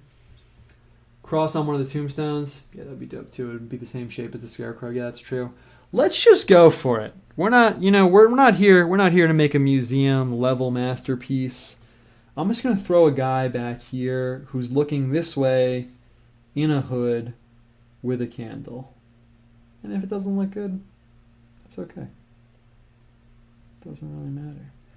I'm going to try and play with the hooded figure thing though a little bit.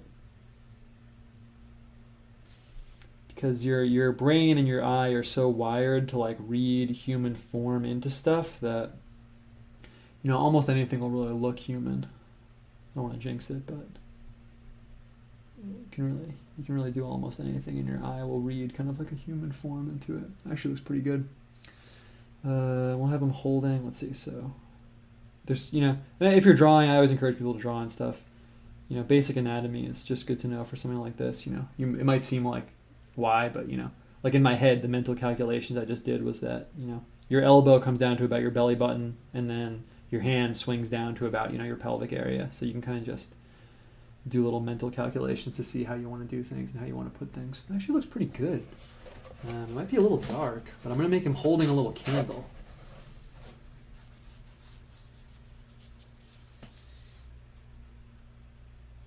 Yeah. That is good, but it's too loud. It's too light. Bum, bum, bum. Okay. Come back in. It's like the moon thing. If you were here last week, I like repainted and deleted the moon literally like 50 times, and ultimately it was like I had to just accept the level of opacity I was getting. That's pretty good though. It's pretty good. Yeah, we can roll with that. It kind of matches this guy actually in a weird way. I'm gonna give him a little candle, and we're probably gonna turn the page because this looks pretty chill. Color's kind of a weird thing right now because at this distance, you know, would you really be able to see the color of it? But kind of do want it, so I'm going to take the red and I'm actually just going to mix it in with some of the indigo and the black. So it's like a red candle, but it's still nighttime. Maybe too much red there. I mean, maybe too much dark color there. Let's see. Just going to throw it down. Too dark. And I'm going to put in the little flame. Put in the little flame, it'll look dope. Yeah, that's literally perfect. That's literally perfect. And then the flame, of course, I don't have to worry about how light or dark it is because it's a light. It'll literally be a little light.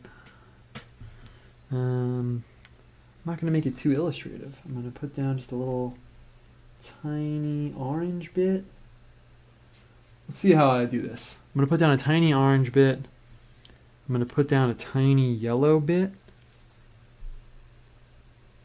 Yeah, perfect.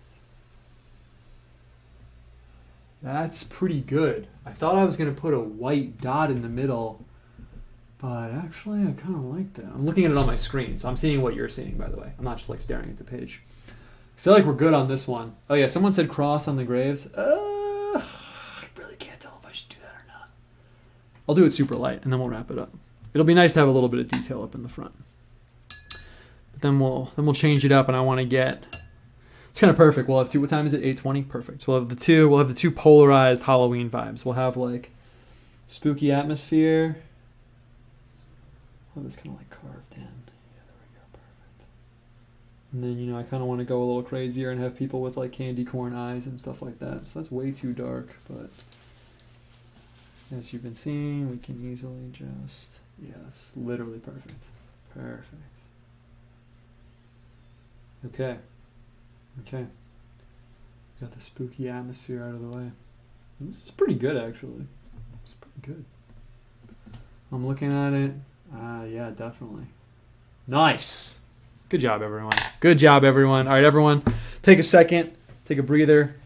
Doing some great work here. I'm just going to quickly reset my little station. And all that really amounts to is I'm going to turn the page on my disposable palette right now. Let's see. What should I talk about to fill a little airtime right here? We talked about cryptids. That was a good spooky time. Talked about Mothman, Bigfoot. Who else are creepy cryptids?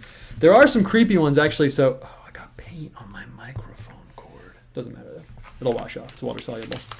So I'm working on this cryptid print. I posted it on Patreon. Just not shilling, but I'm just telling you. And so when I was doing that, I had to research a lot of the sightings and stuff like that. And I did find some pretty creepy ones. One of the most creepy ones was this thing called the Pope Lick Monster. And of course I noticed it because it's called the Pope Lick Monster, which is obviously kind of an odd name. Hold up, I'm just going to close my door really quick because someone just came to the studio. 1 second. Hey, how's it going? Don't say anything now because I'm recording. I love you. So of course I noticed it because it was called the Pope Lick Monster. And it was kind of weird because it's basically this kind of like goat-headed entity that appears near these train tracks. I think it was in Kentucky or something. And a bunch of people have like died looking for it. So that made it like extra creepy because people like hear the story and go looking for it, and then a train comes and it hits them. And apparently it's happened like a bunch of different times. By the way, best highlight here before we move on is just a little like watercolory area. Maybe we'll try and push that a little bit on the next one. Anyway, though, yeah, so that was kind of a weird one. I forget its origin story. I don't even know if it has one, honestly. But just the idea of people like going to look for this monster and then actually like, you know, ending up on these train tracks where they get stuck. It's just like really creepy. And it's kind of interesting too because I made that comic. So I made a comic about this guy who like makes up a cryptid, but then it kind of becomes real and like starts affecting people's lives like in real life. It's called Fishman. And that was kind of a weird one because I was like, oh, is this cryptid like real or not? But then does it really matter if people are actually like, you know, unfortunately like dying while looking for it? Like it kind of has this like real effect then either way. It's pretty creepy. So I'm just going to tear this page off. Boom. All right, cool. And now we can just kind of chill and do something a little bit more casual. I'm going to make sure there's no paint on the back of this before I throw it on the ground. Perfect. Okay. I'm going to get my brushes going. Perfect. Cool. That was adorable. What? Yeah, my wife just came home, so I thought I would say hey. All right. Now I got the serious work out of the way. Let's do something a little bit more chill. So yeah, I mean, if you guys have any creatures or anything like that, we'll kind of just, I kind of want to just get like some Halloween energy out. Honestly, we can talk about whatever. But I kind of want to get some Halloween energy out right now. Someone said goblin. I haven't really painted a goblin before. Is that like a Halloween thing? I guess it is. Let's just get some colors out. I got orange, I got yellow. I'm just gonna kind of paint a few like weird things. And if people have suggestions, I'll take them, but just keep it kind of casual right now. Candy corn monster. There you go. Boom. That was easy. Someone said Oogie Boogie Man. Is that from Nightmare Before Christmas? That'd be kind of interesting. What's my favorite candy? I haven't eaten candy in a really, really, really long time. Not to flex, but I just haven't. But probably taffy, like Laffy Taffy. Honestly, I could eat so much of that. Like Skittles, any kind of that weird, like super, not gummy, but like pulley, tuggy candy that feels like it'll like, you know, pull your teeth out. That's really what I'm about, honestly. I could easily rot all my teeth eating stuff like that. Okay, Spooky Castle in the background, Candy Corn Monster. All right, let's just get it going. What I really want to get out of my system right now is a guy whose head is made of candy corn. So that's what we're going to do right now. Dude, Taffy's underrated. Not really Halloween. My favorite cryptid is Mothman. Yeah, that's tight. Mothman's definitely one of the dopest ones. I mean, it's kind of like more real than the other ones, right? I really do like candy corn. I know some people hate it. It's more like an egg shape than candy corn, but it's all good.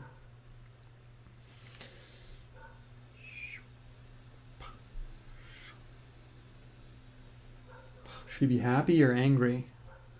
We'll make him happy. We just did the whole spooky thing.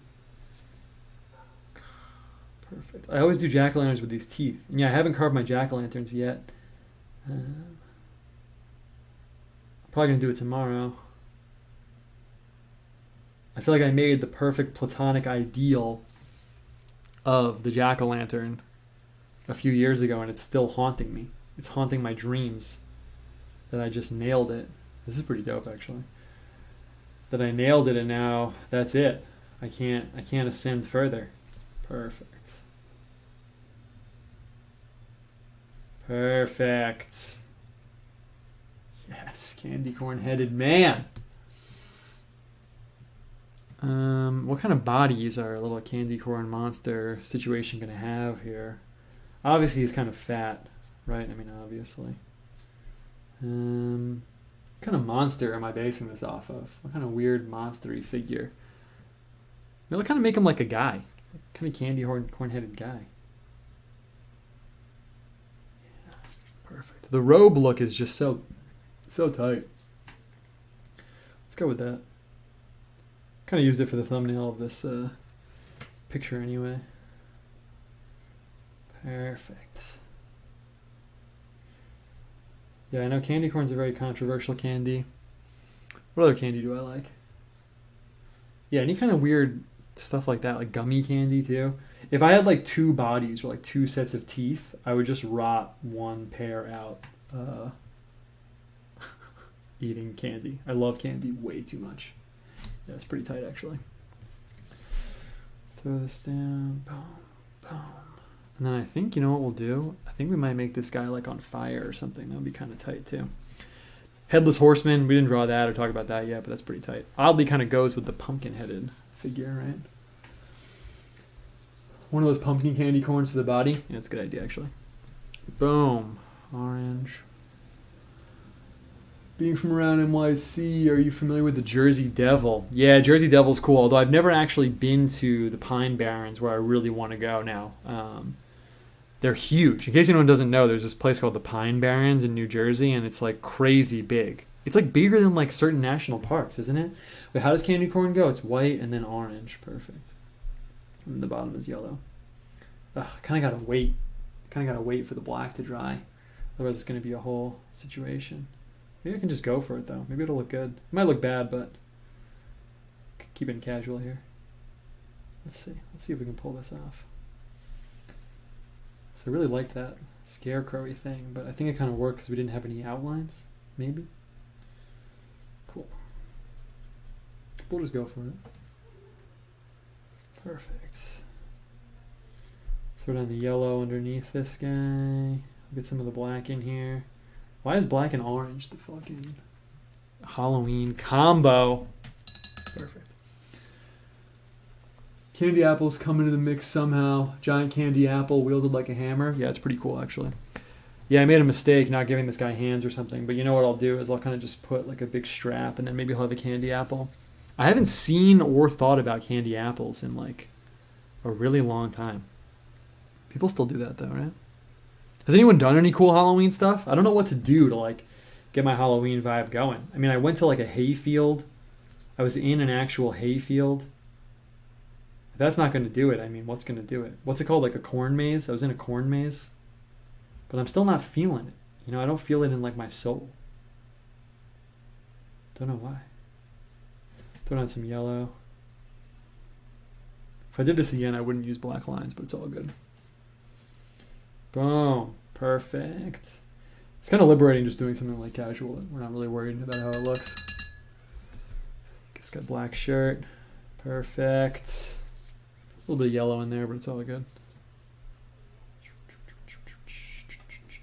I like the idea of candy corn weapons, so actually we are going to do that. Like I said, it's kind of liberating. We're always so hardcore in like theology world, so. Dude, that hallucinogens and shamanism book is like $50 for a used copy. Really? You might be able to find it online. It's pretty old, but I don't know. I'm pretty sure you can, because I remember there was some monk, not a monk, there was some guy like training to be a priest, and he was asking me about stuff like that, and I told him to read it, and I think he found it online or something. So give this guy kind of this like, what do you call it? Like a strap, like he's wearing on his back. And then we'll throw in the candy corn weapon. I like that actually. Not candy corn, candy apple. How are candy apples like stuck in? It's just like stuck in, right? And then what? They have like a gooey coating, right? They're coated in like caramel or something, right? Are they totally coated? I think they are. Let's just kind of go for it here. Nice. It's dripping with caramel. Nice. It's kind of cool actually. It's kind of cool. All right, what else is going down in the chat? A rat? Like maybe a rat holding out a trick-or-treat bag? Yeah, I'm down. Let's do it. We'll just draw some kind of fun stuff. What time is it?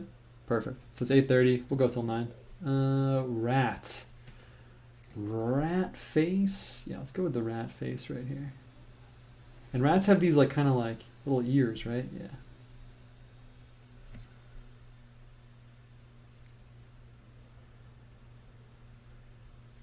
Haven't seen or thought about rats in a really long time. I guess I could have made him scary, but I actually just made him a rat. He should have a costume or something, right? I'll give him like some mask. By the way, after this week, we're going back into like Bible stuff, so it's kind of also part of why I wanted to indulge in just pure Halloween vibe before we go back to Bible stuff. But we'll give the rat this kind of like domino mask. It's kind of a cop out, but I think it works. Think it works. And then what, he's trick-or-treating? That's a good idea, actually. Does it look like a rat? Kinda. I think I gotta get like the rat body in there. That's kind of how you make things look like a rat. You gotta have the thin tail. Yes, perfect. The rat tail. That's obviously why they call it that. Perfect. And then what, he has like little rat arms.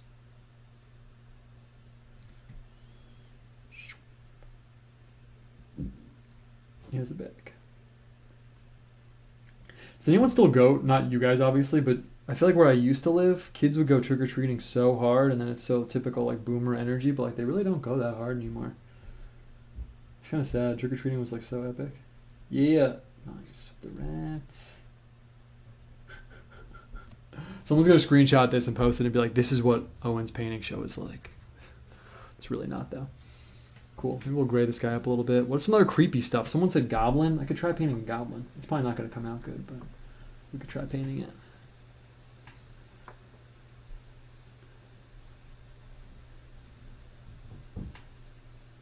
Okay, perfect. Could just paint in this gray rat. Make a roast goose. A roast goose is not Halloween vibe at all. Okay, cool. Rat's too dark. I made him too dark, but it's okay. This is obviously just kind of like a one-off page we'll do of just like random stuff. What else am I itching to get out of my system? What else do we want to, you know, we're going to wrap it up soon. What else do we want to make happen for Halloween energy? We have a rare opportunity here to manifest Halloween things. Mothman, maybe we'll throw in a Mothman. Goblin, that was said. Goblin's pretty good. Really hard to think of non-branded candy. Yeah, it's because our minds have been colonized by Edward Bernays. But, you know, what are you going to do? If someone got candy apple, that was pretty good.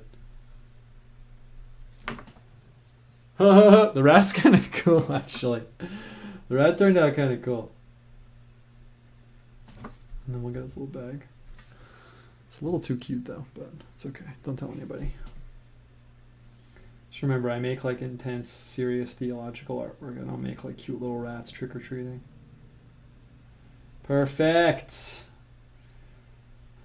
Come back in for a candy apple guy over here. What else we got going on, though? Isn't Halloween kind of pagan? There's a whole thing about it. I mean, technically, actually, I'm working on this calendar thing right now. It's part of All Hallows Tide. It's part of like All Saints Day. I think there is like a somewhat fetishistic aspect to it sometimes, where people can take it kind of like too far. But I don't think it's like, you know, an evil holiday or anything like that, like some people do. I'm kind of cool with it, honestly. Boom. Got the red apple. Pretty good, pretty good. Candy of freedom. We're gonna make a kid in like a ghost costume. That's pretty tight. What's like caramel color? I guess raw sienna is like caramel color. Vampires. Yeah, vampires is tight. We'll get that going too. Perfect. The vampire stuff is interesting, especially since I've been looking into like, you know, people eating like human flesh traditions and stuff like that. It makes me think about the vampire thing a lot differently. I wonder how much reality there was to where that was coming about. In Poland, they have a really cool like manifestation of the vampire. It starts with a V or something, and over there you'll find people who are buried with like chains around their necks and stuff because they thought that they were like actually vampires, and then they buried them with these like certain items so they wouldn't be able to like resurrect themselves. It's pretty cool, actually. It's pretty cool.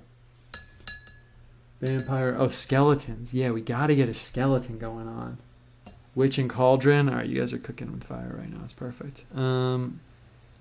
Skeleton with the pumpkin head is dope. Let's get that going. Let's see how much we can get done in the next like 15 minutes, and then we'll wrap this up. Okay, I'm gonna throw the skeleton with the pumpkin head right up here. I drew a picture of myself with a pumpkin head, and I'm wearing this like yellow flannel shirt a few years ago. Actually, I think it was when I first moved here. I thought that was really dope. And let's see, we got a really good skeleton last week. So let's see how it squares up this week. Boom. Perfect. Cool. Pumpkin. So you got a big decision when you're doing the skeleton thing right now. I think what I'm going to do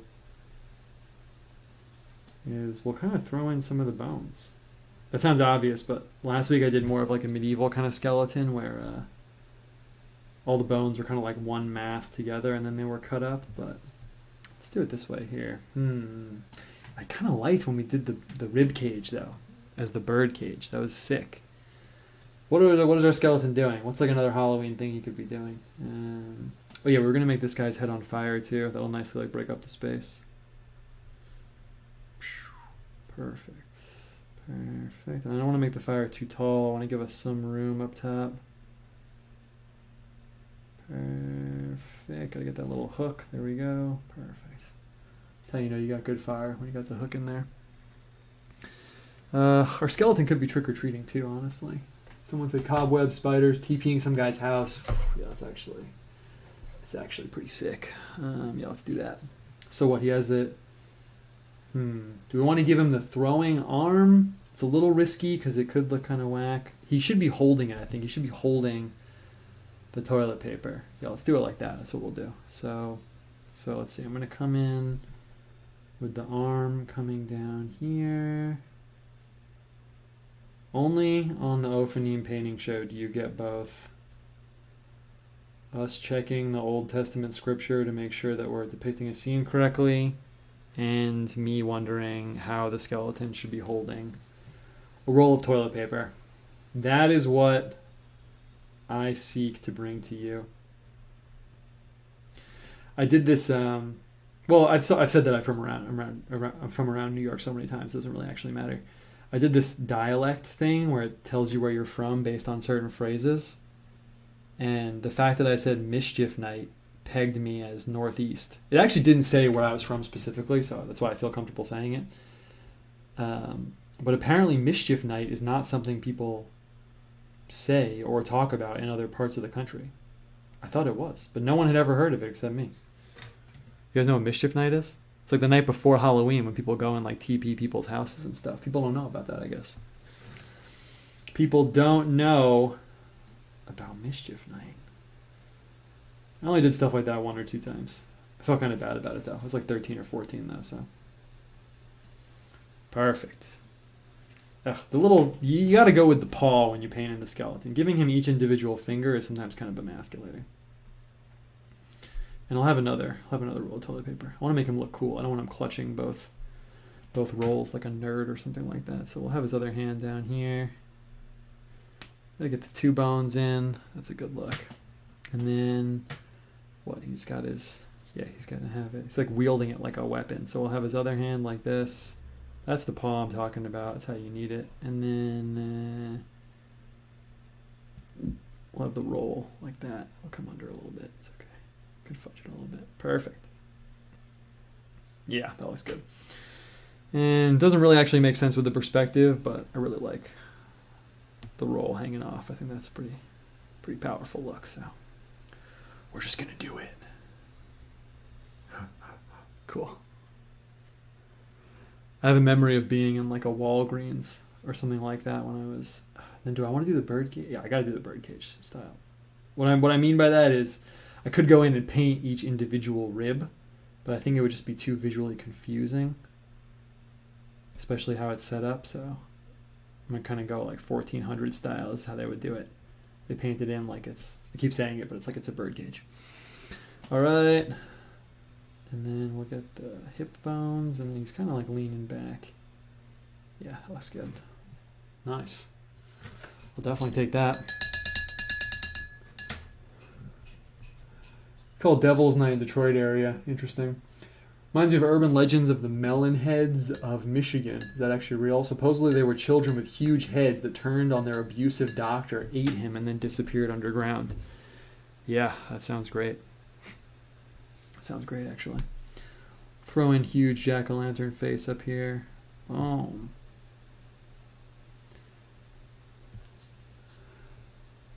Someone said, what does OPHANIM stand for? OPHANIMs are these wheel angels from the Bible. I jokingly say it stands for Owen Painting Hour America New Image Making, which it does, but the title comes from the angels in the Bible. All right, we got this guy back here. Nice. I'm going to throw in the orange. Let's see, what we got, like 10 more minutes? What else should we hit? what's some Halloween stuff? Someone said goblin. I've never really painted a goblin before. I could do it though. Never painted a rat trick-or-treating before, but that came out okay actually.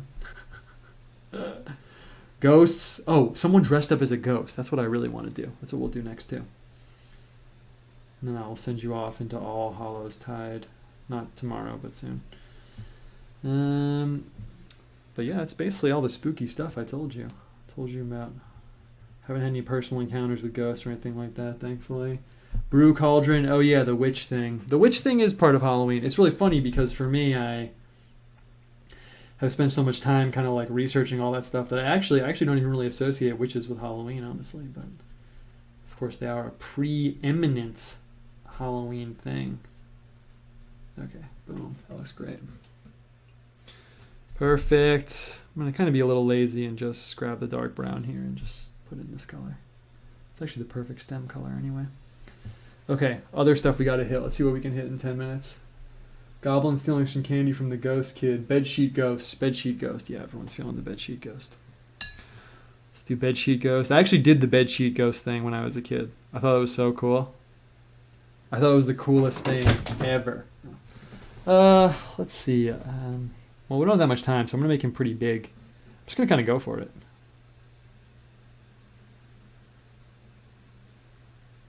Let's see, we'll come back around. A little bit of the dry brush there. It's good. He's a little taller than I thought he would be, but it's okay. How do I want to handle the bottom? Let's do it like this. Let's have it come down, and then it comes up a little bit, and then it comes around. It's kind of the indicator it's a bed sheet. And we'll get one little stripe. We got one little fold coming down. Yeah, that's perfect, actually. And then what? You have the eyes cut in here, right? That's how it works. So where's his head? He has a pretty big head, I guess. I'll just throw it in like this. Thought the eyes would be black, right? But then it's a little creepy. It doesn't really imply that there's like a child underneath. Yeah, we gotta make him like not to be like too creepy. Cool. And then what? How do you poke out of the bed sheet? You have like make it like some kind of like folds at least coming around. Yeah, perfect. Looks a little paranoid there, but I'm okay with it. And then what? You have like a hole cut out, right? You have like a hole cut out, I think. Obviously, I don't remember. And then he has like little arms, I guess. Maybe he's wearing like a striped shirt underneath. It's kind of a good look, actually. It's kind of a dope look. I didn't really set him up well with his hands, but we'll kind of just go for it. It's going to add to the nervous energy that I made it, so it has to have the hands like coming in like this. So he's like nervously clutching. What is he nervously clutching? Oh, his sack of candy. Duh. Duh. Obviously he's nervously clutching.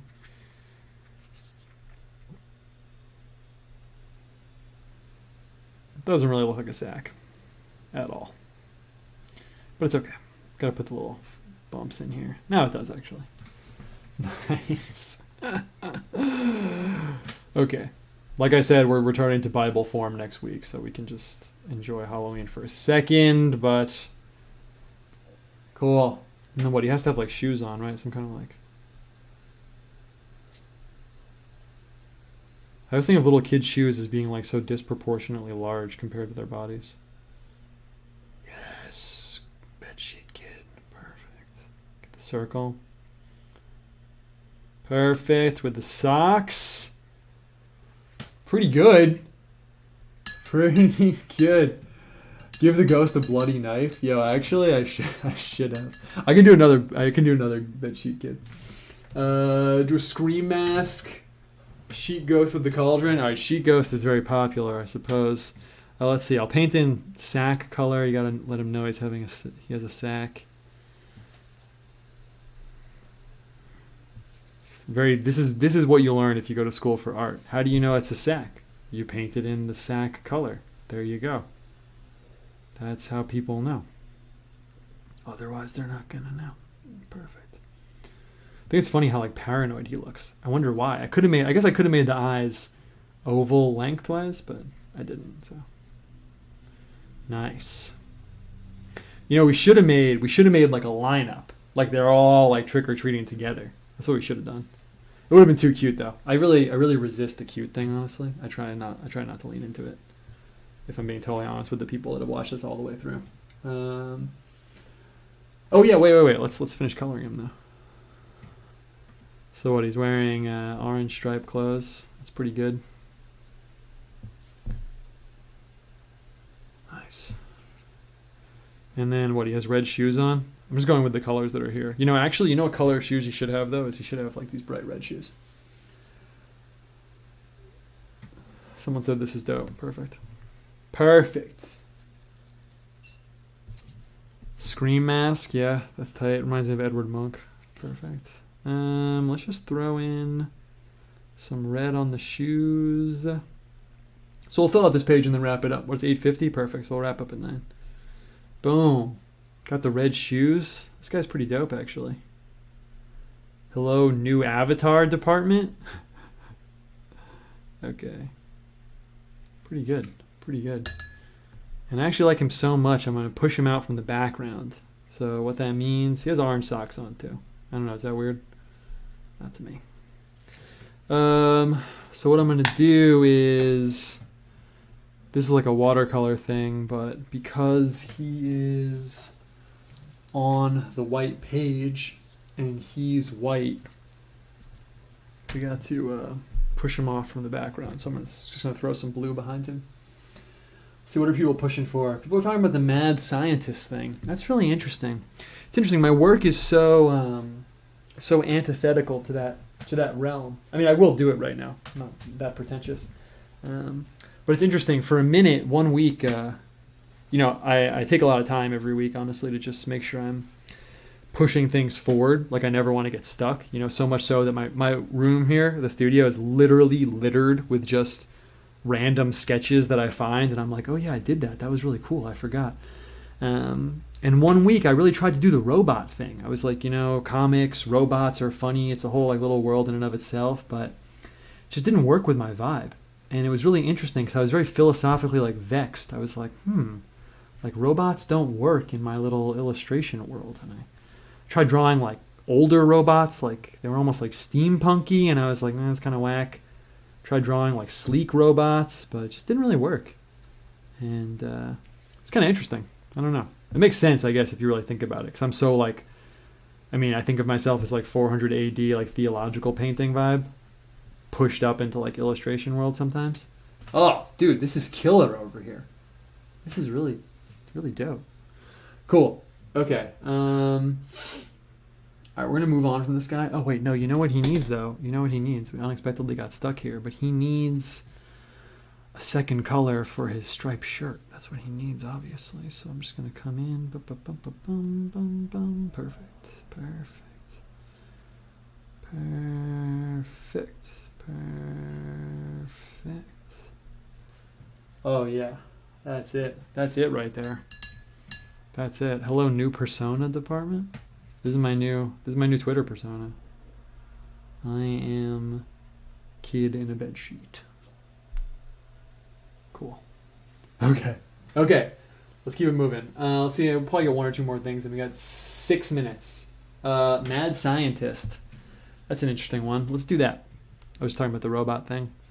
Yeah, someone said neon greens. That's obviously very mad scientist. How do I make mad scientist Halloween, though? Do I need to show that it's Halloween? Can I just paint a mad scientist? I don't know. Let's see. I guess it's a little kid. That makes it obvious it's not real. So mad scientist, I'm totally winging this right now. They kind of have like glasses. They have like goggles, I guess, right? They have like big goggles. They have these goggles. It's very mad scientist-y. I guess that is part of the Halloween vibe. You know, like Frankenstein? Frankenstein intersects with the mad scientist thing. The mad scientist is kind of interesting because, not to like Jungian out or anything, but just to tie it into the general aesthetic and purpose of my whole endeavor, the mad scientist oddly kind of does have an intersection with the theological realms, because you know, in the whole like God-infused world question and aesthetic, because what makes him a mad scientist is he's gone beyond. You know, he's gone beyond what he should be doing, and that kind of implies, you know, some kind of like natural law or something. Like, I guess the closest I've gotten to the mad scientist thing is like Hawthorne. Nathaniel Hawthorne has some short story where, all right, let's see, how am I going to do this? I'm just going to go for it. It's got to have this crazy spiky hair. Nathaniel Hawthorne has this story where there's a woman who's dating this guy, and he basically is a mad scientist, but she doesn't like realize it, and she like really admires his work and everything. And the part of the story I remember is it's pretty good. She breaks into his studio or whatever, and she finds this notebook. So in the shape of the face is going to really decide. I want it to look like a kid, so I'm going to make it like that. Yeah, perfect. And I guess he has like a lab coat or something. Obviously, is that obvious? I can't tell. So she breaks into his studio, and then she reads one of his notebooks, and there's this line about how everything he's accomplished like pales in comparison to what he actually has planned. And he has this notebook full of like these crazy, like impossible plans, and it kind of changes her whole view on him. It's not the point of the story at all.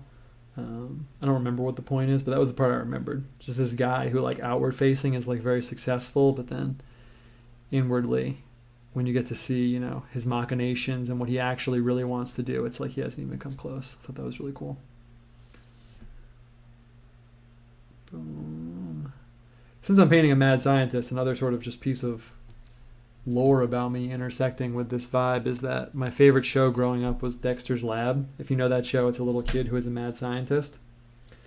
And I kind of reflected on that recently because I thought it was interesting, because I feel like that's kind of part of why I gravitated towards art. I forget if I've told the story before, but you know, it's all about this kid who has this secret, let's see, this kid's going to be like demanding candy. Oh, should I give him like a laser gun or like a bag for candy? Yeah, someone said careful not to have Rick and Morty vibes for the mad scientist. There we go. That's the kind of friend you need in your life. Yeah, a laser gun, we don't want to get too sci-fi. Good call. He'll just be like demanding candy. So yeah, the show is all about this little kid who has this like secret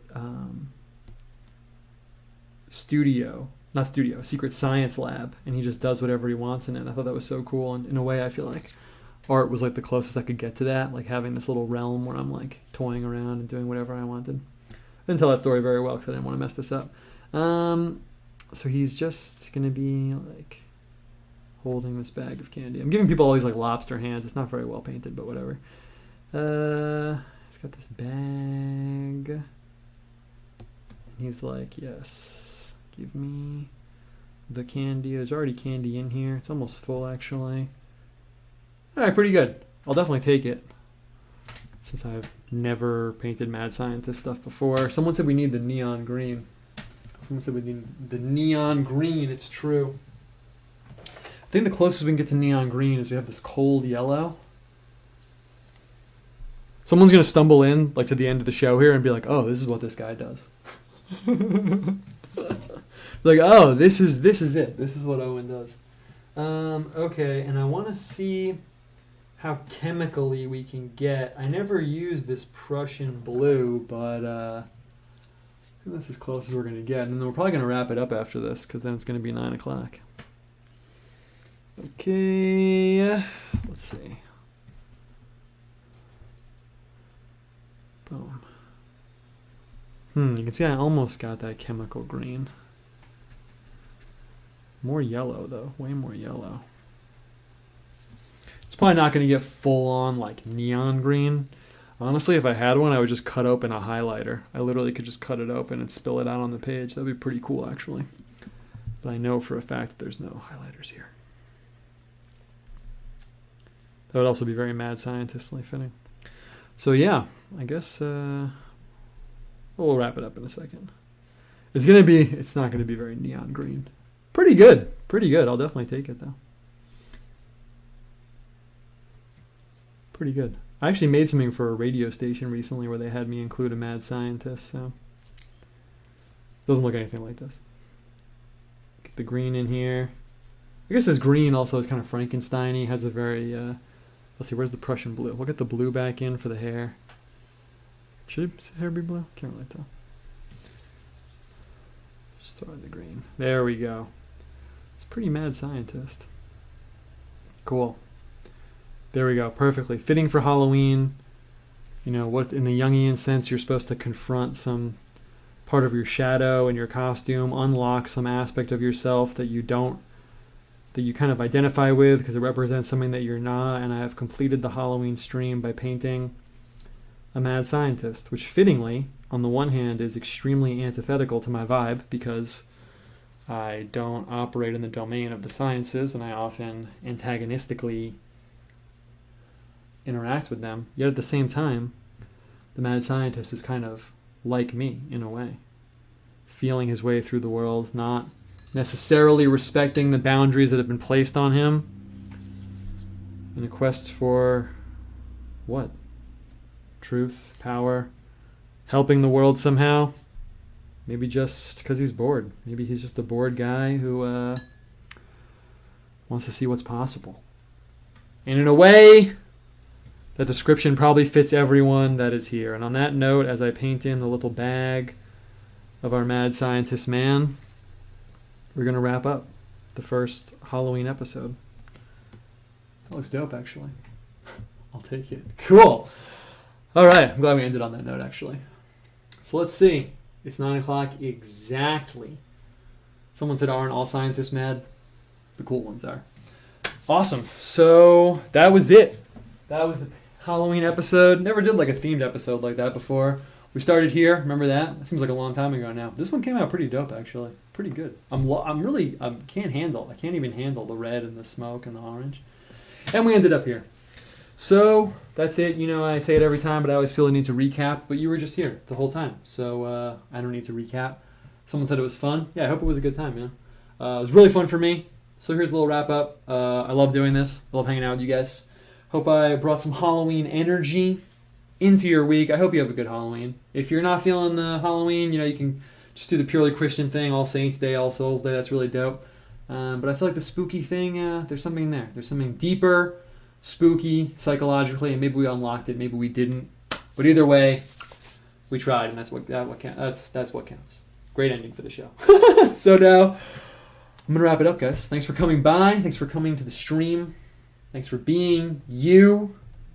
And now we return. I guess this is my side. I don't say like and subscribe, but I say now we return to the battlefield. Good versus evil. Light versus darkness. Cringe versus not cringe. We return to the internet, and I will see you on the internet where we all hang out together.